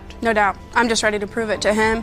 My daughter's 4. She deserves to know who her dad is, and she doesn't. Brent, we've lived 3 houses down from him for 2 months. This situation is definitely intense. Now it's time for the big reveal. Is Mr. Haskett the father of this adorable little girl, or is there someone else involved? Let's find out. Resemblance, Mr. Haskett? No. Well, as I said, I have the results for you, but I do want to ask you, Ms. Benskin, one more time. No lying. No lying. Just tell the truth. Is there any other possible father? No. For Kinsley? No, Your Honor. All right. It's astonishing to consider that we have only just begun, and the situation has already become so intense. Miss White initiates her case by expressing her urgent need to establish the paternity of her 3-year-old daughter, Savannah, in relation to her husband. She openly acknowledges her past infidelities and expresses hope that confirming Savannah's paternity will help restore their damaged trust. Prepare yourselves, as this tumultuous journey is only just commencing. You've opened your case because the only way to save your marriage and family is to prove to your husband that 3-year-old daughter, Savannah. Yes, Your Honor. You admit you've cheated in the past, but husband will trust you again. Is that correct? Yes, Your Honor. Tension continues to escalate as Mr. White confronts the painful uncertainties that have haunted their marriage, exacerbated by neighborhood rumors and his own investigations on social media. The emotional toll has intensified their marital discord to a critical juncture, and the situation is about to become even more complex. Because when it first all come about to where she was having an ex-boyfriend, I had neighbors tell me he was coming over, and then I started doing the snooping on Facebook, seeing where his location was, and then we got into an argument one night. He showed up, and that's when I knew there was something happening. Call him if we're arguing. The narrative takes a deeper turn as Miss White discloses the underlying factors contributing to her infidelity, including her struggles with abandonment stemming from her adoption. She yearns for greater affection and public recognition from her husband, laying bare her emotional vulnerabilities. The stakes are raised even higher in the subsequent testimonies. But I have abandonment issues. He's not showing me the love and affection that I need, trying to make excuses for myself because I admit what I've done is wrong. Love and affection and be there for me, and he's not doing. But wait a minute, because you admittedly have been cheating, you've had to open this case to prove paternity of Savannah in hopes of saving your marriage. This segment serves as a significant revelation as they reflect on the rapid progression of their relationship into marriage and parenthood, a whirlwind characterized by youthful passion and overwhelming responsibilities. Intricacies of their situation only deepen as we continue to uncover more layers in the moments ahead. I moved in with them after a month of being together. I ended up getting pregnant with our first child. We ended up getting married. Everything just happened so quickly at 19 years old. So. You got married young? Yes. Did you start cheating? Yes. I didn't find out for sure. Admittedly told me when Savannah was 6 months old, 50 chance that Savannah wasn't mine. This is where the gravity of the situation becomes apparent. The discussion shifts to the impact of their tumultuous marriage on their children, with Mr. White emphasizing the necessity of a stable and loving environment, regardless of whether they remain together or separate. However, brace yourselves, as the next segment will unveil just how intricate their relationship has truly become. And at the same time, it was kind of a relief, because for a fact that it was actually happening, it wasn't just, oh, it's an assumption, I don't know. I think more than anything that I was more hurt. Done got attached to her. 6 months old, was there for the whole 9 months. I was the one that cut it. I've been there for all my kids. I work to provide for my kids because I want them to have a better life than I did. Prepare for a shocking revelation, as Miss White's ongoing infidelity is starkly illustrated through incriminating text messages exchanged with an ex-boyfriend, further highlighting the extent of her betrayal. The emotional repercussions are on the verge of erupting, and it will be compelling to observe how this situation unfolds. Why are you texting your ex-boyfriend these things? He don't treat me right. Like, your body is naked, wishing you were in the bed. Which bed? Your husband's bed? Yeah. You submitted another text message? Oh, this is another guy. This is not the ex-boyfriend's name. Laying here horny, and you say, Miss White, I know, me too. And then you forgot the other O on two. As the situation seemed to reach its peak, the court examined further evidence regarding Miss White's unfaithfulness, which included additional explicit text messages that highlighted the significant discord in the marriage and her apparent indifference to their union. The implications of these findings set the stage for a dramatic revelation that is imminent. Why are you entertaining all these men on text? Because he doesn't show me anything. Always with the He's not there for me. Always pivoting, you're trying to put it off on me. How you expect me to treat you the way you want to be treated when you're sitting here sexting other people and doing all for my money to take care of the kids? Because every time that I threaten to kick you from the marriage, we're not saying that you want to go see every time, Dick. Prepare yourself for an emotional moment as Mr. White shares the painful details of his confrontation with Miss White regarding her infidelity. This leads to a deeply moving conversation about the uncertainties surrounding their child's paternity. The emotional weight of his testimony lays the groundwork for a stunning conclusion. What you call, she aspirates. When she drinks, she has to have it thickened, or half of it will go into her lungs. Been there through that, been there through everything, the difficulties that my other children. I just love her. I don't know what I would do. I tried to leave this relationship, but she won't let me leave. I've stood in front of the car to where I couldn't leave her. She says, I'm gonna call the cops and tell them you hit. Are you prepared for this climactic finale? In a highly charged emotional moment, the results of the paternity test are revealed. It has been determined by this court. Mr. White, you are her father. Miss Henderson commences her case by revealing her lifelong uncertainty regarding her father's identity. She had always believed that Mr. Henderson was her biological father, until, at the age of 15, Mr. William Rycroft asserted his claim to paternity. She articulates her doubts and her quest for the truth through this case, setting the stage for an unfolding suspense that promises to captivate the audience. Mr. Henderson was your biological father at the age of 15. Mr.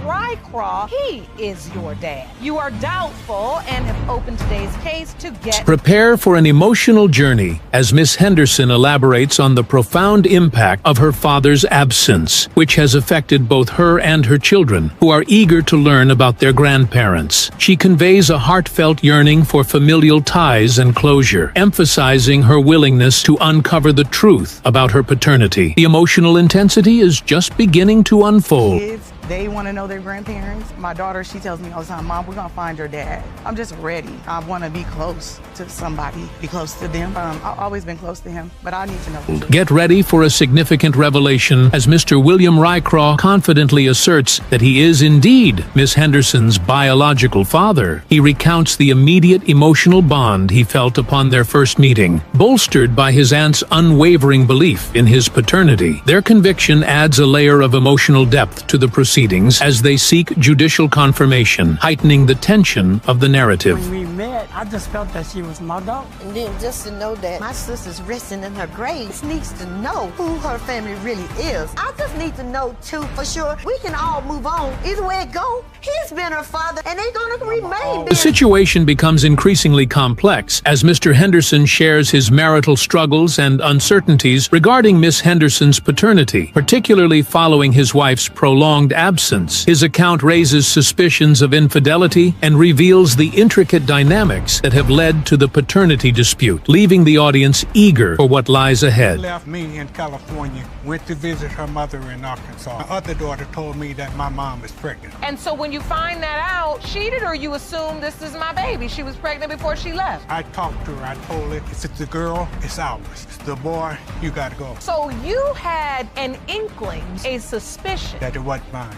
Are you on the birth certificate? Prepare for a dramatic twist as Miss Henderson recounts her initial encounter with Mr. William Rycraw, which was orchestrated by her aunt and marked by a positive emotional experience. However, her mother's subsequent remarks cast doubt on her feelings and the narrative surrounding her paternity, indicating that the story is about to take an even more intense turn. Meet my dad, and we held each other. I asked my mom after that about him. I don't know why William thinks he's your dad. The last time I was with him, I was 18, and I had you when I was 25. My sister, when it comes to telling the truth on certain things, they'll beat around the bush. And like she didn't answer him when she came back, she didn't tell her the truth. The narrative takes a compelling turn as the episode unfolds, revealing intricate family secrets and affairs that hint at a complex network of relationships and concealed truths regarding Miss Henderson's origins. This development adds significant depth to the ongoing paternity mystery, indicating that the revelations are only beginning to surface. Just beating around the bush, not saying nothing about it. So I went on and told her, do you want to meet your dad? So you called her that day? I want to meet his daughter. I called him, and he came to Revival, and I said, you want to meet your daughter? We want to hear from you. What was that day like? I'm just astonished about it. I believe she's my daughter. Karen went back to California. I believe she was. Prepare for an astonishing revelation. Has been determined by this court. Mr. Henderson, you are not the father.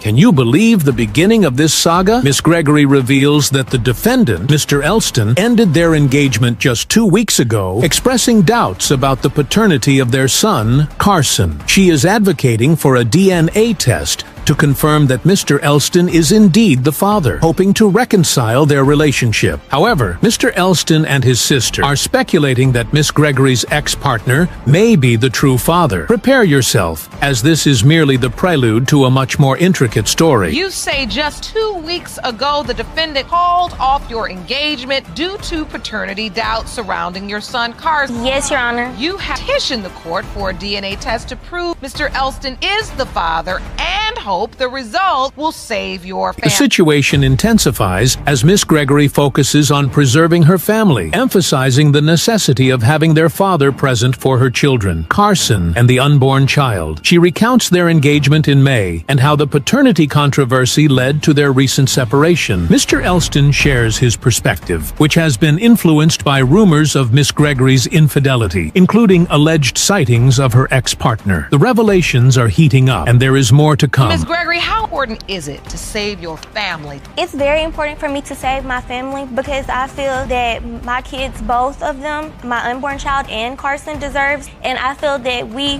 got engaged in May. He broke up with me 2 weeks ago because of paternity issues. So I feel that we need to get this all cleared up. The drama escalates as Mr. Elston confronts his trust issues, exacerbated by gossip regarding Miss Gregory's supposed indiscretions, which he claims to have investigated while away. His sister supports his claims, alleging that she saw the ex-partner's truck parked at Miss Gregory's residence. In response, Miss Gregory expresses confusion over which vehicle they are referring to, given the parking situation at her apartment complex. Buckle up, as the roller coaster of accusations is just beginning. You know, people calling me and texting me, telling me that she's cheating or either somebody's in the driveway. I work out of town. I'm like, I do stuff like I send people over there to check on just to make sure she's not doing nothing. And, you know, multiple people people told me that they caught her ex in the driveway, caught his car there. Your Honor, I'm actually the one who caught her ex in the driveway. My brother was out of town. He's a hard-working man. The unfolding drama reveals how Miss Gregory and Mr. Elston initially connected. While both were involved with other people, shortly after their first meeting, a pregnancy complicates their already tumultuous relationship. Watch as this intricate web of relationships becomes even more complicated in the upcoming segment. How this relationship stopped? Me and Mr. Elston met through my ex at a basketball game. I was dating. Through your ex? I was dating my ex, and he was cheating on me at the time, so I felt comfort in Mr. Elston. He had a girlfriend also. We started sleeping together 2 weeks after we met, and then I got pregnant, like, almost a month later. And at that time, were you and Mr. Elston boyfriend and girlfriend, or were you still just cheating on your ex? This episode is not to be missed. Amid an emergency C-section, Mr. Elston raises doubts about the paternity of the newborn, Carson, claiming he appears too Caucasian to be his child, despite having previously expressed a desire to pass on his surname. He withdraws, leaving Miss Gregory in a state of alarm. Dear viewers, the saga of trust issues is far from resolved. Was Mr. Elston at the hospital? He came to the hospital the second day. I had to have an emergency C-section, so I was in the hospital for 5 days. He came the second and begged for me to give Carson his last name. You cannot give my son your last name right now. No, Your Honor, I was in the hospital all happy, because I was expecting to be my first child. Like, I walked in all happy, and we sit down, take a picture, and I looked at him Your real exact closely. words was, he's too white. And Your Honor, exactly 3 weeks after the birth, Mr. Elston re-enters the scene, leading to an engagement just when it seems that stability is returning. However, new doubts regarding the baby introduce a fresh wave of drama, indicating that the storyline is about to become more complex. So remain attentive. 3 weeks after I had Carson, he started coming around more. So we ended up getting into a relationship, got engaged, and we was doing good. And then I got pregnant in June. I'm pregnant now, and he just doubts this baby, and more doubts are coming up from Carson. He's asking me for an unborn DNA test and stuff because he doesn't trust me. Otherwise, it wouldn't be any doubt. Things like what? She's actually posted a picture with another dude around the time she was supposed to be pregnant by my brother. Prepare for unexpected courtroom revelations as Miss Gregory confesses to having engaged with other men during pivotal moments, causing the issue of fidelity to unravel with each message and social media post. This tension escalates with a shocking disclosure of a Valentine's Day threesome. The highly anticipated moment arrives as the DNA results are revealed. Friend says, have you talked to Carly today? You say no. Why? Friend says she has some guy over here with her in the living room. You text back, are they hugged up or anything? And she texts back, yes. Was this the ex that she saw you hugged up with? Yes, Your Honor. And she posted a picture on her ex's birthday in March. Everybody have sex on somebody's birthday, so I'm not gonna sleep together. Get ready for the significant announcement. The DNA verdict lands with explosive impact. It has been determined by this court. Mr. Elston, you are not the father. Bully Jack has gone to court to show to Mr. Davis that he is the father of her kid, but Mr. Davis has come prepared and with several witnesses. Mr. Davis discloses something startling, and the court is shocked, yet more is revealed. I was real close with him too, so I don't know if she was there. Even more comes to light as it appears that all witnesses state that Miss Bly Jack cheated on Mr. Davis. Had me to babysit her kids while she go over there, and she would stay for hours, and when she come back, like the same way that's when he came when she came back. You think she was sleeping with this guy? Absolutely. Yes, we know. Yes, we know. How do you know she was sleeping with this person? I brought it up. Everybody knows. She absolutely admitted to it. She told you this directly to your face. Yes. That is my testimony. She was lying to me, telling me that it was somebody else. Miss Bly Jack claims she has never strayed on her, but Mr. Davis exposes even more details. Hold on, Miss Bowley Jack, did you cheat with this person? Told her that I actually kind of had a crush. Lake diverts the emphasis of the case to where it is intended to be. The moment has come for Judge Lake to finally tell the truth. It has been determined by this court. Mr. Davis, you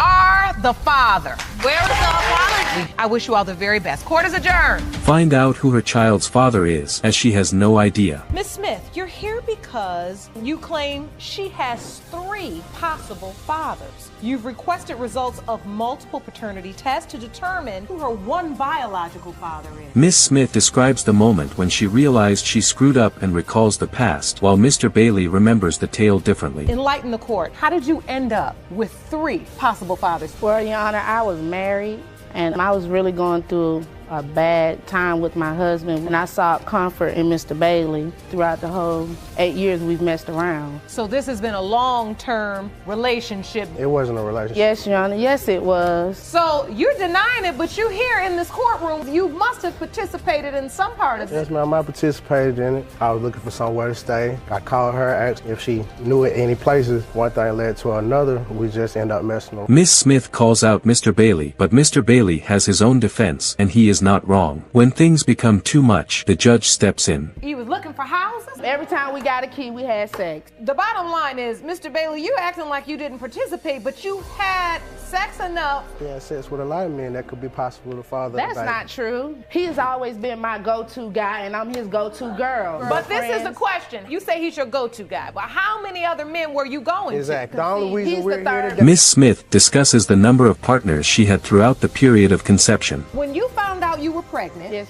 who did you tell that you were pregnant and that they were the father? She told both of us. You said she told you were the father. Yes, ma'am. But your testimony also is that she told her husband. I want to get the truth for this little girl. So how many men did you sleep with during the window of conception? 2. Miss Smith accepts responsibility for her actions in order to discover the truth for her daughter. My daughter looks like this man. No, she doesn't. But I told my wife that she had multiple partners. Wait a minute, this woman ain't never had a conversation with Miss my baby daddy. Miss Smith, if I can't hear your case, it's no sense of you talking. And if you're not gonna be talking, there's no sense of you to be here. You gotta set the example, baby. I want my daughter to have a father. Regardless of my mistake, I don't want her to go through that. And women as little girls, they need a man to show them who and what not to go after. And that's what mothers do. Mr. Anderson, the second probable father, steps in, although he does not believe he is the father. This is what I want to do now. I want to hear from Mr. Anderson. Thank you for joining us, Mr. Anderson. Ms. Smith has admitted that she had a one-night stand with you during the window of conception,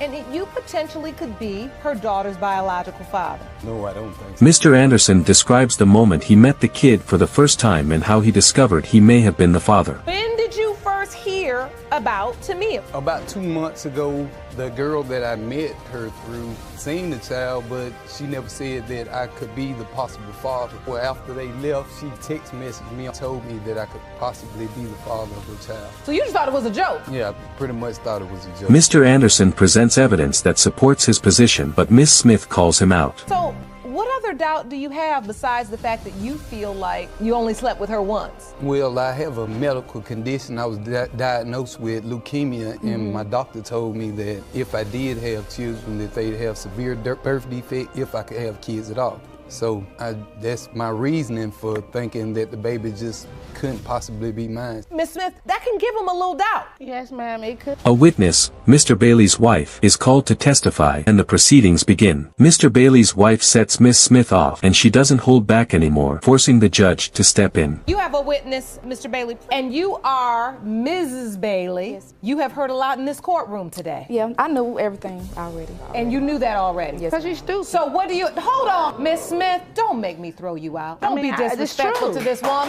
Now, what would you like to add, ma'am, to this situation? You know everything she said is true. She told me. She sent me a message on Facebook that it was a possibility he could be the father. We stayed in the same house together. She sent me, his older sister, and her, while the older sister was perming her hair, and she was telling me and the sister, oh, y'all need to get some of these men up here, this, that, and the other. You know, basically telling us how many people she's messing with down from Rome to Atlanta. All right, so let me just ask you this. Do you think your husband is her child's father? It's a possibility. I'm not doubting. Finally, after all the wrangling and debating, it's time to disclose the final DNA results. Jerome, I'm ready for the results. In the case of Smith versus Bailey Anderson, pertaining to whether Mr. Bailey or Mr. Anderson is the father of 1-year-old Tamia Smith, it has been determined that the biological father is Mr. Bailey. That's the news you wanted, right? No, actually not. Wait a minute.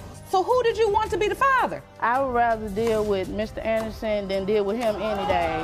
When you came in this courtroom, the only thing that you testified to over and over again is how you're gonna still be always connected to this man. Now, this court has determined that you all are in fact still connected because you have children together and you have to learn how to co-parent. I'm done with it, but y'all better get it together. Court is adjourned. Mr. Stray claims that he is not the father of Miss Johnson's child and demands financial recompense. Mr. Streety, when you found out that your ex-girlfriend, Miss Johnson, cheated with a man she worked with at a haunted house, you have dragged the defendant into court today to prove that you are not her 13-month-old son, Zeandre's father, so you can remove your name from the birth certificate. Additionally, you are also suing for $108, the cost to get your name removed. Is that correct? Yes, Your Honor. Mr. Stray acknowledges he had questions about his paternity, but signed the birth certificate nevertheless. So, Mr. Streety, why did you sign Zeandre's birth certificate if you had doubt? In the beginning, it was the way I felt about her. When we first met, she was already pregnant. We were trying to make things happen. We were trying to be a family. Let me be clear. So you took on the role of father for a child you knew wasn't yours. When you met her, she was pregnant. Plus, they're older siblings, too. But you signed the birth certificate of the first child. And his brother, the two youngest. So how many children do you have between the two of you? 1. Now tell me about this relationship before you got pregnant with Zeandre. We met back up after years of not seeing each other. And when he came back that December, he proposed to me. I would say he was still involved with someone else because he was receiving phone calls, like very suspicious about it. And I didn't pay attention to him. She knew that I was moving out there so that way me and her. Okay, so you told her I'm going to go to Denver first and get things set up and then you going to come as well. Yeah. Miss Johnson recounts how they first met. Mr. Stray, why did you sign? So now the first thing we really need to understand is, why do you doubt? Zeandre's yours. All of her bills, automatically my responsibility. Here we go. We're moving through here. After a midst of all of that going on, I'm getting tired of being accused of things that I'm not doing. So I move out. Not even a few weeks later,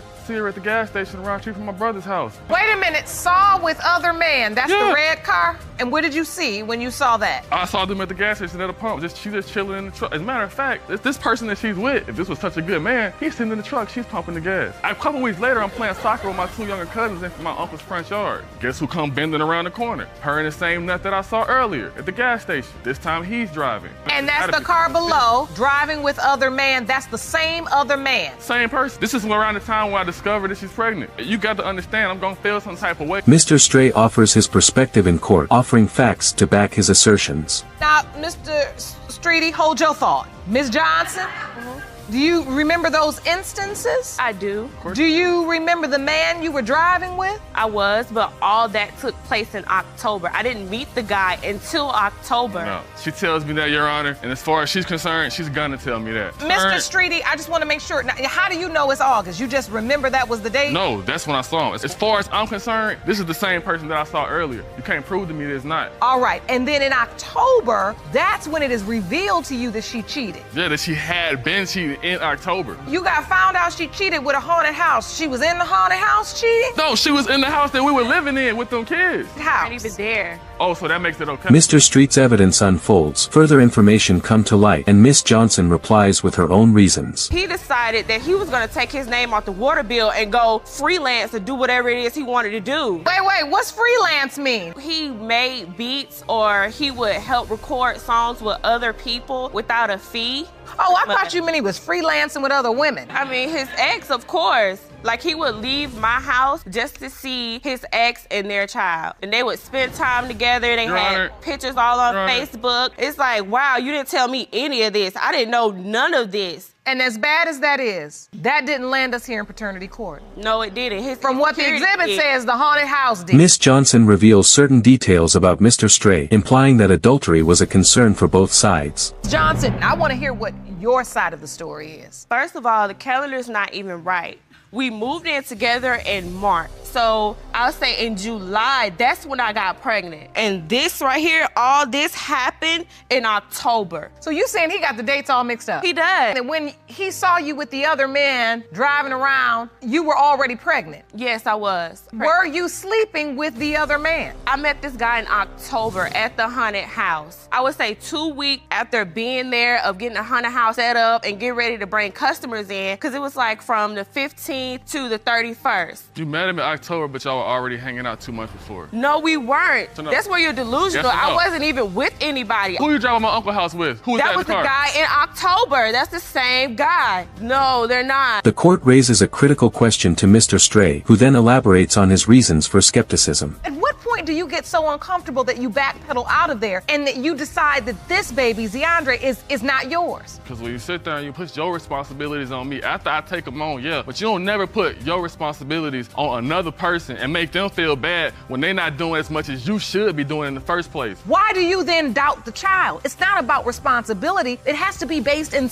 you feel like she was sleeping with this guy. That's what you feel like? Your Honor, the reason why she said she did it was because I wasn't there. After reviewing all witnesses and evidence, Judge Lake is prepared to disclose the DNA test findings. In the case of Streety versus Johnson, when it comes to 13-month-old Zeandre Streety, it has been determined by this court. Mr. Streety, you are the father.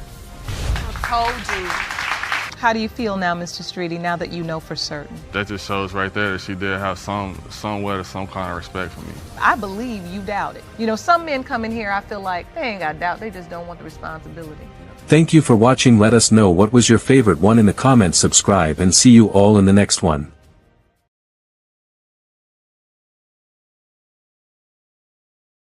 Gonna make you believe whatever. So I talked to the woman and I believe her. And I gave him a chance to tell his story. She had sex with I gave him that's right. I did sleep with somebody, but I did it the right way. I left you first. I was single. Those are the worst 2 years of my life.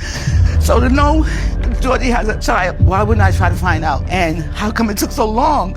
So if I wasn't here today, that baby could be a teenager and not know whose dad is if I didn't step in. Mr. Wilson claims that Ms. Butler was intimate with several men around each pregnancy she had for him, and he believes that her 2 youngest kids do not belong to him. Ms. Butler is angry that Mr. Wilson would even suggest something like that. Here is how that story starts out. You claim Ms. Butler had sexual encounters with other men around each pregnancy, and you are certain you did not father either child. Is that correct? Correct. And that is exactly how paternity doubts begin. When people believe that their partners are cheating on them, that creates real paternity doubt. And that doubt in turn becomes something really serious, like it has become here, and it gets worse. Significant age difference between you, Mr. Wilson, and Ms. Butler. You are 48, she is 25. Yes. Are you sure this is not a situation where you may feel like Ms. Butler is out there doing her thing when really she's not because of this age difference? No.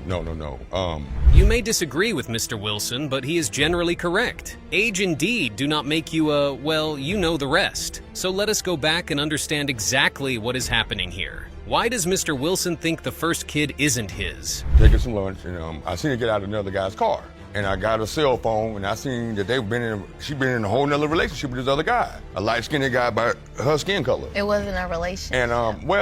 Okay, wait. So I want to understand this. Wow. That is a bit much. So Ms. Butler can't deny that she was in this relationship with this other guy when Zoriaya was conceived. That is the makings of a perfectly valid paternity doubt, right? And of course it gets worse. Didn't want us to be together because of age difference. Okay. You know, I understand that, She sending naked pictures of other guys. The same picture she sent me. So you went through her phone and you saw the same picture she'd send you. Yes, the sexy picture, she sent them to somebody else. Yeah. You can see that she tried to lie, but just couldn't go through with it. And that is probable because even that lie would never be believable. She was quadruple dipping all right, and it is about to get worse. Calling the other guy daddy, I miss you, and I want to eat your candy cane.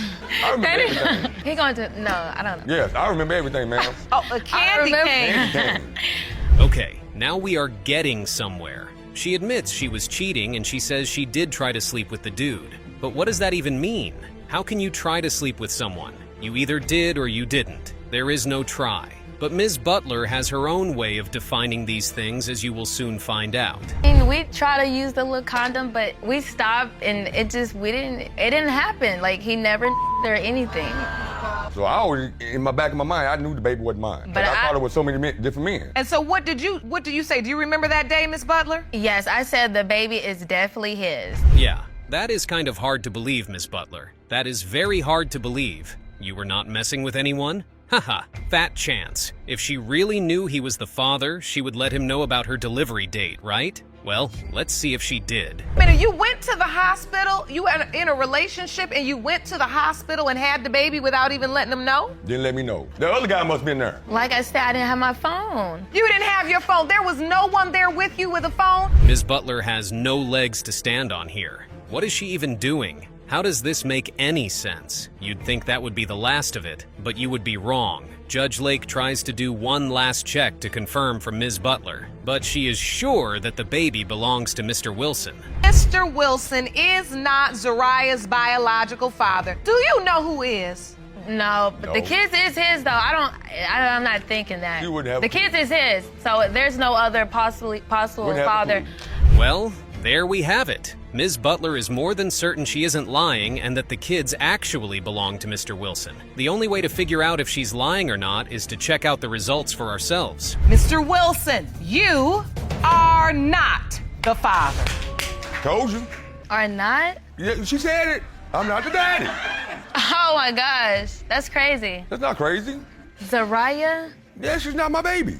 Mr. Haggerty believes that he is the father of his 29-year-old daughter, Ms. Wandick. His daughter, on the other hand, believes that he isn't her father. Mr. Haggerty thinks she only believes this because of lies from her mother, and he is here to set the record straight. Let's begin. Wandick, you say you are stuck between your parents, and after believing the plaintiff was your father, you now are confused by your mother's new claims. Is that correct? That's correct, Your Honor. Ms. Davis, you admit to lying to Mr. Haggerty and your daughter, but say today you are ready to tell the truth and prove that he is not her father. Yes, ma'am. 29 years of living a lie. Try to take that in. No, you cannot. It doesn't even make any sense. Why would she lie for 29 years about something like this? Why? Let's see what she has to say. He's not. He was just a playmate, Your Honor. But I know who the biological father is. Excuse me, Your Honor. She's saying that he was just a playmate, but how is that fair to this man and to me for her to be saying that he's just a playmate when from jump you led this man to believe that he was my father? Ms. Wandick is completely correct here. And what is so annoying is the glee that Ms. Davis is reporting this with. Why is she so happy? She isn't even showing any sign of remorse. This man has lived a lie for 29 years and you are calling him just a playmate? Really? Here is what Ms. Davis's sister has to say about this. Called me. She said me and Craig just got through doing, and she said I'm pregnant. And she told me and our family that Craig was Marzella's father. And this other man had a relationship, like he was calling me, he was checking on the kids, and when he showed me this picture of his mom, that's when I was like, okay, I look just like his mother, so... Oh, that is bad for Mr. Haggerty's K. If this other man has a mother who looks just like Ms. Wandick, then it probably means that he could be her father. But we don't have to jump to conclusions. Let us learn more. Did you have any idea about this other man? No, I haven't. No, I didn't. When did you find out about this? I found out about this today. Today? Today, right now. This court informed you that there was another man that could be your daughter's biological father. Yes. This is so sad. The worst part is that all of this confusion could have been avoided with a bit more honesty. If only Ms. Davis had been honest with everyone, it would probably have never had to come to this. So what does Ms. Davis think? The other man was at the hospital, and yet Ms. Davis continued the lie? This is incredible stuff. Why did she keep up with the lie when the other man was willing to take care of Ms. Wandick? Why? Well, Ms. Davis explains why. The thing about it back then is I had a boyfriend and he had a girlfriend. So now, was your boyfriend the gentleman that came to Miss Wandick, your daughter, crying? Yes. So she did all of this just because she wanted to have a baby by Mr. Haggerty? Really? That is psychotic. But if she could tell such a huge lie, why can't she not just take it to the grave? Why now? Anyway, let's hear from Mr. Haggerty's daughter. Explain it to you, Your Honor, because I wanted a baby by Mr. Haggerty so bad. So bad I had 4 miscarriages by him. So you lie? I put Nicole on him, but I know who the father is. This is so touching, and the fact that Ms. Davis is the sole reason why this family is going through so much pain is sad. She says her motive for lying was because she wanted to have a baby by Mr. Haggerty. So what is her motive for telling the truth now? Mrs. Wandick has an interesting theory. So, do you believe Ms. Wandick is your sister? Of course I do. She looks like my dad. She looks more like my dad than I do. That's all I've ever known. Like when we were young, we dressed alike. She was with us for a while. So yes, I believe that's my sister. Ms. Wandick, the victim, says it is because of money. Ms. Davis, the liar, says it is about her felling of guilt. How can we ever know who is telling the truth? Both of them are equally reliable, right? Anyway, here is what the DNA test results has to say about this saga. Mr. Haggerty, you are not the father. Miss Wandick, are you okay, honey? Something that could have been settled 29 years ago. Mr. Long and Mrs. Brown want to know for sure if their late son genuinely fathered Ms. Chmielewski's son, or Ms. Chmielewski just wants to fool them and get some grandchild benefits from them. Ms. Chmielewski says that is not the case. Ms. Chmielewski, you say you had a loving 5-year relationship with the defendant's son, Georgie, who unfortunately died in a motorcycle accident. You claim the defendants initially accepted your son, Xavier, but now need proof that they are Xavier's grandparents. Is that correct? Yes, Your Honor. It's heartbreaking to hear that their son lost his life in such a tragic accident. However, Ms. Chmielewski says these grandparents had accepted their supposed grandchild at first, but they are now changing their minds. Hence, the reason they are all on paternity is to find out what the truth really is. So, Ms. Chmielewski, what is riding on today's results for you and your son? My son needs his family. He calls her Nana, and she's been in his life. We need answers. He has nobody. Okay, let's keep it real, please. Oh, Miss Chmielewski hasn't even gotten many words out, and Mrs. Brown is already telling her to keep it real. It seems like Mrs. Brown doesn't want Miss Chmielewski playing any victim card in Judge Lake's court. Well, that's allowed, but the result of the DNA is what will make us know if the baby can keep calling Grandma Brown Nana. To the day you found out Georgie passed. I was devastated, heartbroken, confused. But why? I just making me understand one thing. Why didn't I know about you? How did you find out he was he having a girlfriend? He had a girlfriend. I know his girlfriend. No matter who we were with. Half of a decade and no one in the family knew? Okay, that's fine, but Ms. Chmielewski is really playing the victim card really well, but Mrs. Brown won't let it stick. But then again, how come no one knew about Ms. Chmielewski, even if it was a sexual friendship kind of arrangement? Ms. Chmielewski even said they always had partners and still kept their sexual relationship in check. Who told you he passed away? My sister. I just kept calling his phone and he wasn't answering. Now, at that point that you found out that he passed, did you call his parents, or you felt like you didn't know I didn't them? have their I don't know her. I didn't know her. Because basically, we found out when he actually sent me a picture. So Ms. Chmielewski wasn't even the one that reached out. That's fishy. Looks like Mrs. Brown needs some tissues seeing her go through this emotional moment. Mr. Long tries to finish up for Mrs. Brown, and we get the past where their late son had hinted his father about the baby.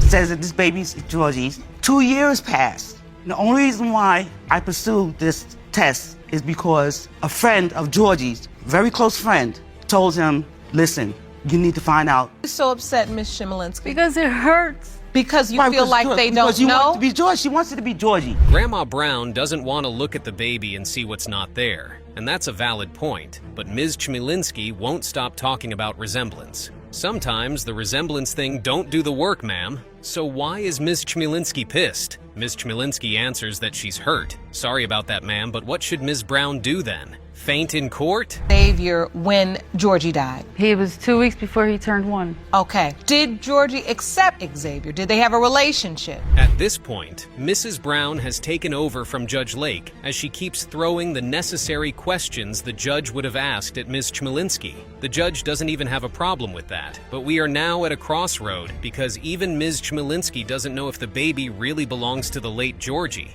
That's shocking. but at least she's honest. Execute a test to get the answer. Right. Unfortunately, due to his untimely death and the fact that the specimen had expired, you were unable to complete that test. Right. A family member of mine had contacted his family. They did not respond until Xavier turned 2, and they said if I come up with the money, then they'll do the test. Oh, now that's sad. The supposed 2 potential fathers have passed away? That's a tough luck, Ms. Chmielewski. Mrs. Brown is pissed enough there's another person in the picture, but even the other person had suffered a worse fate than her own son. Another thing, both families want to know if their sons really fathered Xavier. Whew. That's the problem. That he watches his videos and I say, that's daddy. And he points to the videos and says daddy. He calls him daddy. Because either way, Georgie told me no matter what the results were when he was alive, that he was going to be in his life. Georgie couldn't even take care of himself. Mrs. Brown went straight for the hit with that one, but we should deviate from the point. All she was trying to say was that late, Georgie couldn't handle himself well enough not to mention a baby, and Ms. Chmielewski agrees to that fact too. That makes it true. Let's get to the result to settle this once and for all. The percentage of relatedness between Ms. Brown and Mr. Long and Xavier Chmielewski is 0%. A happy home got broken due to the doubt concerning the paternity of the child in the family. Ms. Beto says she's certain Mr. Bolton is her baby's biological father, while Mr. Bolton says he has his doubts about the baby. You say you were furious when the defendant asked you for a DNA test on your 7-month-old daughter, Ileana. Now you claim that request has broken up your happy home. Mr. Bolton, you state you have reason to believe Ms. Beto's child may not be your biological daughter.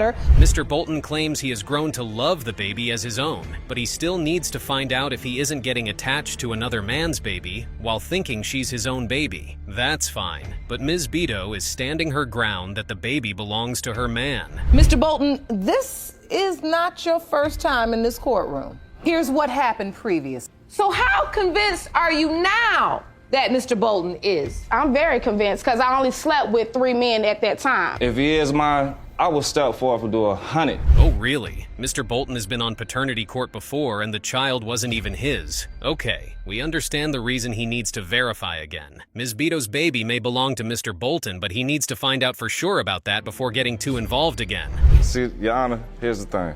When the baby was born, cut the umbilical cord, the doctors wiped the baby off, and they gave Ms. Beto the baby at first. She was still fatigued from delivering birth. Understandably. So they gave me the baby. The doctor that gave the procedure to deliver the baby, he handed me the baby and he looked at me. A doctor said that? Whew. While the doctor may have uttered an unprofessional statement, y'all can bet that must have given Mr. Bolton more reason to doubt the paternity of the baby. Anyone would. But then again, that doctor was in no position to say such a thing. Let me just say this. We are, that was stupid. We're mixed. I'm Dominican and black. He's Puerto Rican and black. People in my family have different color eyes. My eyes are hazel. My father's eyes are green. He told me that when he was a young boy, when he was a baby, as a matter of fact, his eyes were blue and then they turned green. Puerto Rican and black, Dominican and black. That's different shades of skins right there, but the white being the dominant skin is what is causing the problem.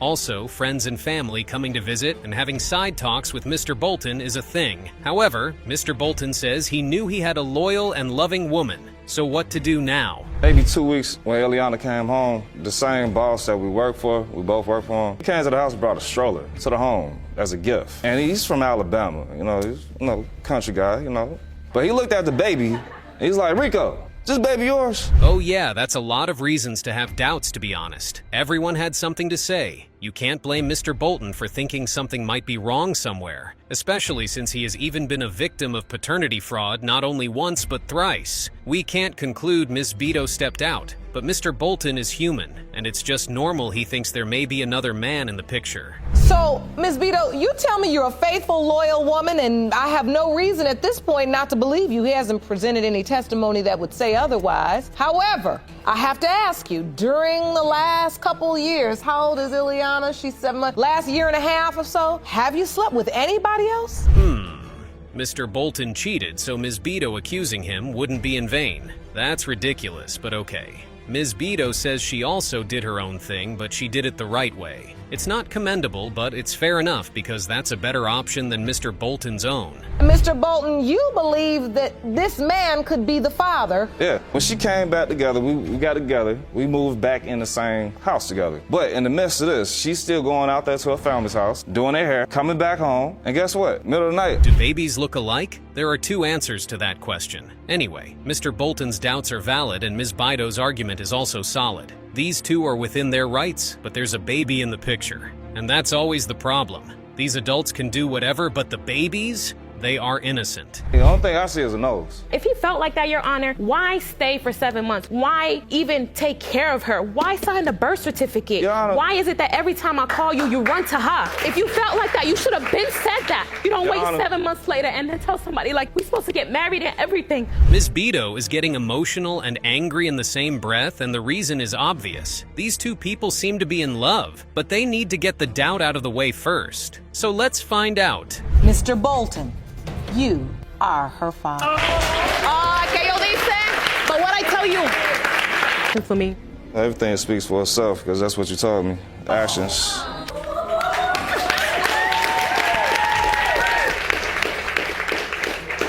Gotta say yes. Lord, I do though. Ms. Reeves is on the stand to prove Mr. Silva indeed fathered her 7-month-old son, but Mr. Silva, on the other hand, thinks Ms. Reeves is just trying to play a fast one on him to make him accept the baby that isn't his own child. Ms. Reeves, you are here today to prove that the defendant, Mr. Silva, is the biological father of your 7-month-old son, Legend. Is that correct? Yes, Your Honor. Mr. Silva, you were involved in a paternity case on Love and Hip Hop Atlanta in support of your sister, who took a DNA test to prove paternity. Okay, Mr. Silva has had a first-hand experience from his own family member, so that double-checks his doubt of not wanting to trust the woman he laid with. However, Ms. Reeves stands with her claim that Mr. Silva is her baby daddy. Now let's dig. Ms. Reeves, explain to the court how this paternity doubt has affected your relationship. Well, it's affected everything in my life. We've been on and off for about 3 years. Right now, every single time I turn around, it's always, oh, are you sure that he's my baby? Are you sure that he's my baby? Yes, I'm 100% sure. Like, why do you keep asking me? Ms. Reeves says she and Mr. Silva have been having an on and off relationship for about 3 years. That's not a one-night stand kind of thing or even a short-lived relationship.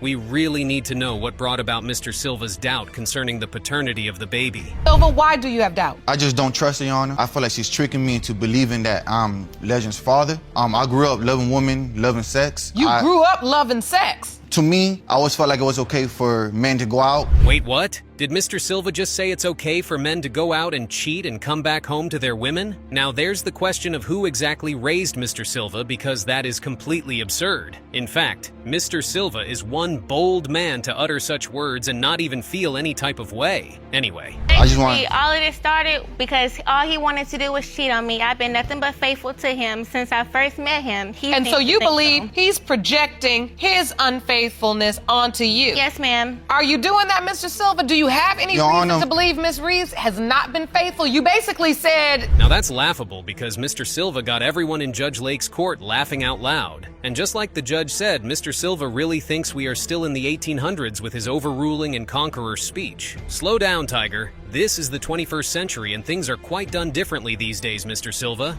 You're here to conquer. Why can't you conquer your doubt and conquer your fear that she's also doing something that she says she's not doing? Well, Your Honor, I feel like if I'm out here, doing what I'm doing, and she's out, doing whatever she's doing, she's possibly doing the same thing. Exactly. Why should that be a problem to Mr. Silva when it's a supposed two-way street? If Mr. Silva can do it, so can Ma Reeves, but Mr. Silva thinks that's not appropriate. So he's here to know if his woman has been conquering as much as him, and maybe it led to baby Legend. You find out you're pregnant, Ms. Reeves? Well, we was broken up at the time. Your Honor, we were broken up for 4 weeks, Your Honor. So when she finally got out the bathroom, I was like, so you're texting your ex and you changed your password. What you gotta hide? And that's exactly... But my whole thing is like, why do you keep asking me what I have to hide when every single time I turn around it's another female? Mr. Silva isn't supposed to be bothered since the cheating goes both ways. However, there's Ms. Reeves' ex in the situation, and there's also a baby involved. That makes the situation different.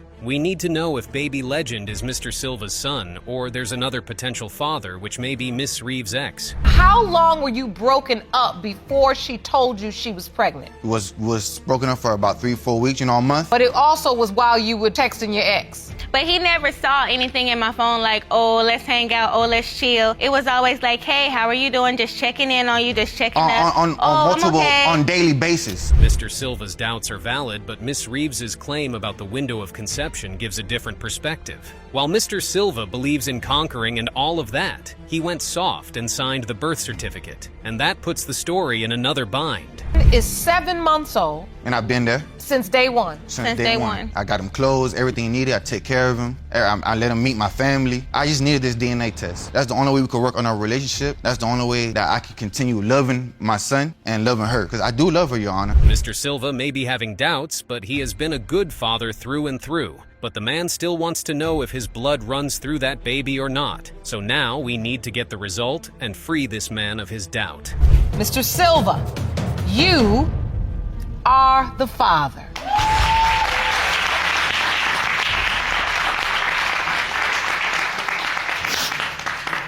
You are the father. That's all I needed to know, Your Honor.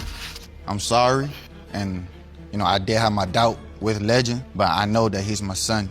Ms. Billingsley is in Judge Lake's court to prove to Mr. Broadnax With me, in my home. She lives with you now? Whoa! Temporarily. Because by God's law. It don't have nothing to do with that. My son loved her and that baby. And if there was anything in this world that I could do, I rather. Thank you! Now do you believe me? I was being... Why don't I know about you? I've never seen you in my house. Prepare yourself for an intense journey as this situation unfolds with significant doubts surrounding one particular individual. A mother is determined to vindicate her son, and the forthcoming revelations will leave you astonished. Ms. Beversdorf, you have opened your case against Mrs. James to prove that her deceased son, Daryl, is the biological father of your 4-year-old son, Dakari. You say that once you prove paternity, Mrs. James better accept you both, or she will never see Dakari. This segment carries substantial weight as Miss Beversdorf expresses the pain of rejection, indicating that it affects both her and her son. Following this, Mrs. James presents her perspective, which can only be described as intense. It's the whole denial thing that's affecting my child and me. They don't accept him, they don't accept me. I'm just ready for him to have acceptance, love. I want it to be real, not fake. And I just know once I get these test results, and everybody will really know the truth. I want him to know and to really have that is his father. Tension escalates as Mrs. James raises serious suspicions without reservation. Miss Beversdorf firmly asserts her fidelity, yet Mrs. James remains unconvinced, and her next allegation is one you will not want to miss. You say the doubts were brought because of Miss Beversdorf? Because of the relationship that they beheld in the time that he was with her, they always fighting, her seeing other people in between the breakup. Nobody has proof of that, though. I've never been seen with anybody else. But when you were living in the house, you're gone. Just when it seems the situation cannot become more complicated, Mrs. James introduces another shocking claim. However, Miss Beversdorf stands firm, confidently asserting her knowledge of the father's identity. You might think this would suffice. There are further developments on the horizon. And I'm like, where's Kaylee? No, I was gone 2 weeks. Where? My With someone sister, else? at my sister's house. And when my son came to else. your house, she came outside to talk to him, but she wouldn't let him in the house, and she made him leave. That was my... Do you remember that incident, Miss Beversdorf? I know who my baby dad is. How long were you together, you and Mr. Stevenson? 4.5 years. The atmosphere becomes increasingly uncomfortable as Mrs. James remains skeptical, introducing a more provocative She argument. came back to your honor, and now they're telling me that she was pregnant. And you want me to say, well, okay? I was already pregnant when me and him split up for the 2 weeks. But I mean, respectfully, how does Miss James know that? You and him then had a fight. She leaves for a couple of weeks, come back. Next thing I know, her and my son sitting in my kitchen telling me she's pregnant. And I'm looking like, by who? The drama intensifies when the judge inquires why Daryl did not sign the birth certificate, heightening the tension as Mrs. James prepares to escalate her accusation. He signed the birth certificate? No. When the nurse came into the hospital room, he was at home, taking a shower, getting clothes. He only left the hospital for maybe 2.5 hours. For the 2.5 hours he left was the one time came in with the birth certificate for him to execute. Mrs. James continues her onslaught, now alleging that Miss Beversdorf has evaded DNA testing. She recounts her attempts to secure a test following Daryl's birth, insisting that she made every effort, resulting in a contentious exchange of accusations. Now, I have tried to get DNA 3 times. She never tried 3 times. Yes, I have, no Johnny. DNA, get no DNA because she test. never shows up. She never what happened? Me nowhere. I didn't have to meet you nowhere. She I never told called, you where she the never place said was. anything. Miss James, take me through each time. As the situation grows even more chaotic, Mrs. James recalls a second attempt at a DNA test that ended in turmoil. Miss Beversdorf interjects, claiming ignorance of this plan, while Mrs. James remains unyielding, setting the stage for further allegations to come. Tell me about the second time you requested a DNA test. She never requested it a second time. On a Monday, over the weekend or whatever, this particular second time, I asked her, hey, let's go to legal aid, help us, somebody to get us DNA so we can get the Social Security started. We're supposed to do the test like Tuesday or Wednesday. I didn't see her till Friday. Miss Beversdorf is becoming increasingly agitated, asserting her firm belief that Daryl is Dayar's father. She expresses her frustration with Mrs. James for questioning this assertion. Just as the conversation seems to be stagnating, an astonishing revelation emerges. So you have no doubt in your mind Mr. Stevens is Dakari's biological father? Well, I do. Not one doubt. Well, that's why we're here, because she does. We surely are. We didn't get to the third time. And When it's is the this same. year, Why didn't she get a asked contract her- with you? Why didn't she write you? Why was it all me? So determined to get a DNA test. Ask her when did we go to the Social Security. Prepare yourself as Mrs. James unveils a shocking truth. Miss Beversdorf and Darari are currently residing with her. However, the situation is about to become even more intricate as Mrs. James elaborates on her reasons for seeking the DNA results. She lives with me in my home. She lives with you now? Whoa! Temporarily. Because by God's law, It don't have nothing to do with that. my son loved her and that baby. And if there was anything in this world that I could do. Now, the moment has arrived for the transformative answer that everyone has been eagerly anticipating. The percentage of relatedness between Mrs. Jacqueline James and Dakari is 99%. You are related.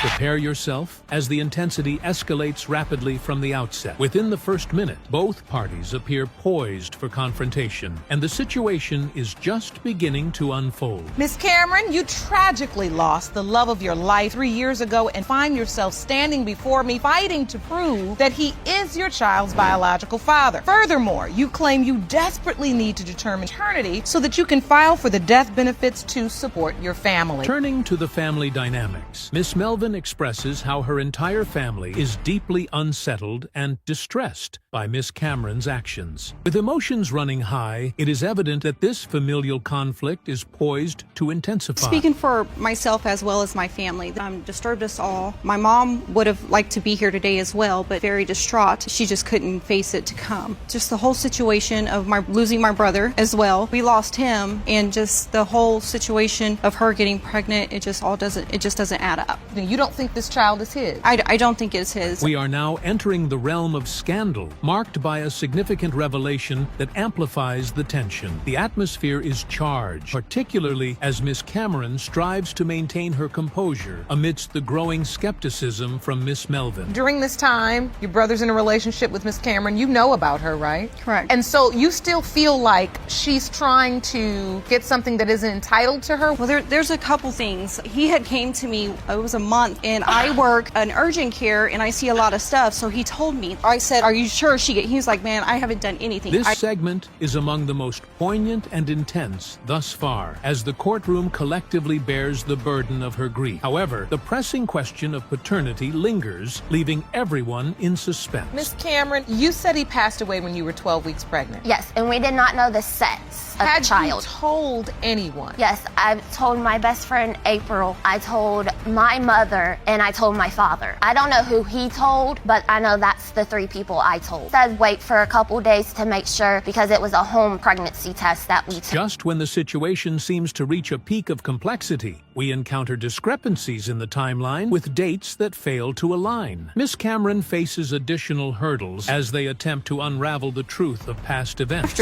So she's pregnant. I was taking her to her appointments, and I brought a calendar to show you some things from when we went to the appointment on June 28th. So from June 28th, with her due date of her supposed to be getting pregnant, this would have been when she got pregnant, and my brother was not even around because me going to an appointment with her and you went to the doctor with her on June 28th. Yes, and the doctor said she's 6 months pregnant. The narrative takes an unexpected turn with a moment that suggests a connection from beyond. While this heartfelt incident is surprising, Miss Melvin remains unimpressed, clearly prepared to confront the situation with continued skepticism. I have an ultrasound picture right here. I know this might sound crazy, but I posted it on Facebook. Okay, this is his face, like we're looking at each other. If you look in the eye, that is Jackie. Look at that bald-headed, and look at the bald-headed in the eyeball. And actually, there's another face right here that looks how fat Jackie's face was. Another shocking development arises as Miss Melvin presents a signed note from her mother, asserting that she witnessed Miss Cameron entering a vehicle with another man prior to her pregnancy. With family members voicing additional allegations, the paternity enigma becomes increasingly complicated. There was a time which I have a signed statement from my mom because they live next door to each other,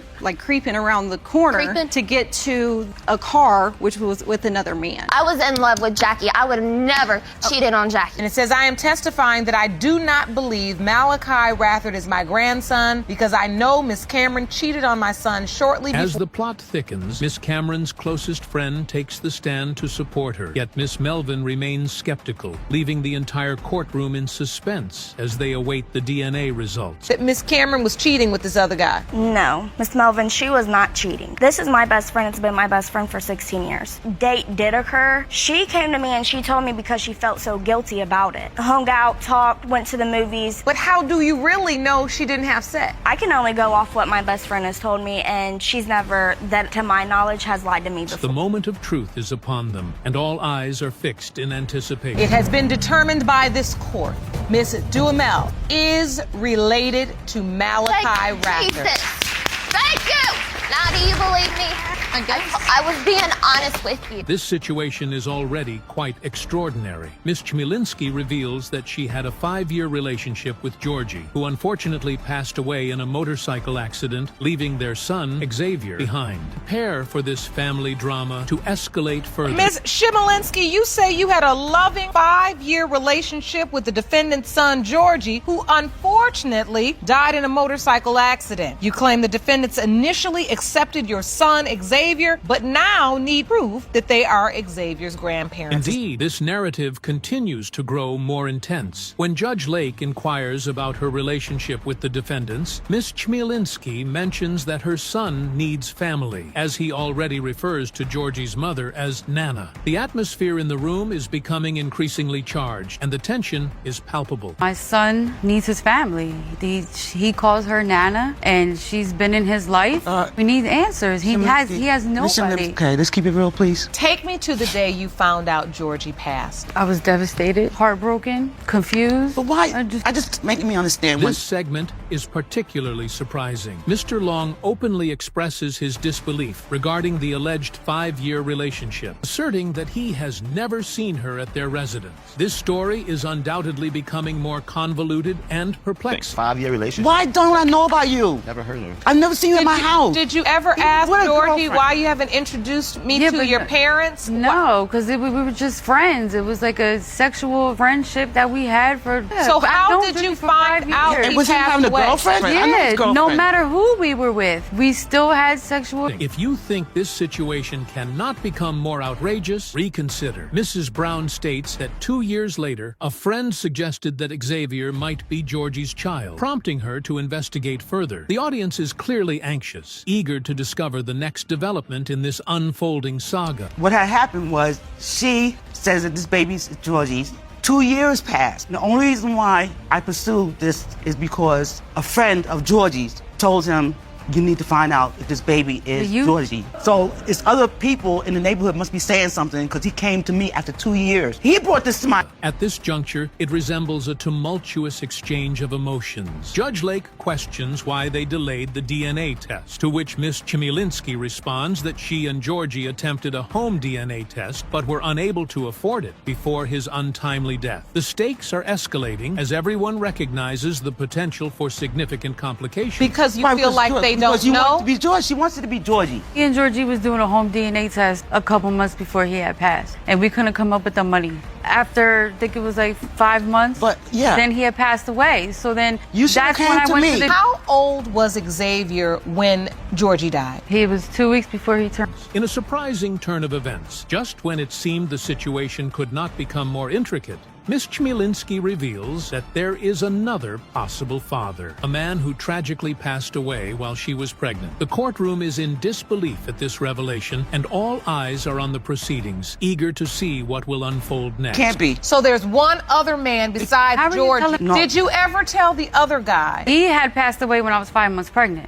He had got murdered. A family member of mine had contacted his family. They did not respond. Xavier turned 2, and they said if I come up with the money, then they'll... The situation is intensifying, and significant drama is unfolding. Miss Chmielewski informs Xavier that Georgie is his father, presenting him with videos and referring to Georgie as Daddy. This development is profound, and there is widespread curiosity regarding the outcome of the DNA test. Miss Chmielewski, when you talk to Xavier about his father, he's 2 now. Do you talk to him about his father? Who do you tell him his father is? I tell him Georgie's. That he watches his videos, and I say, you know, that's Daddy. He calls him Daddy. Because either way, Georgie told me no matter what the results were when he was alive, that he was going to be in. In a surprising turn, Mrs. Brown introduces a peculiar ghost video that Miss Chmielewski had previously shown her, which allegedly features the spirit of Georgie. The atmosphere is charged with speculation as attendees ponder whether she is attempting to establish paternity through a ghostly apparition. What about the video? The video, the spirit video. What video you showed me. So now tell me about this video you mentioned. This video is when me and my friends were sitting in the car. She's trying to convince that there's a video with a spirit of Georgie in the video. Because I feel like he is. Is this the video? Hold on. Now it is time for Judge Lake to take center stage, fully aware that everyone is on tenterhooks. She emphasizes the importance of this test for Xavier's future. You understand, Miss Chmielewski, even if out of the kindness of her heart, even out of her grief, she says, just have the baby call me Nana. And the real truth is you don't know for certain. I have the results, and we can all find out for certain right now. What follows is a revelation that leaves all present in utter disbelief. The percentage of relatedness between Ms. Brown and Mr. Long and Xavier Chmielewski is 0%. You should also watch more of our videos so that you too do not repeat the mistakes that they made. Thanks for watching.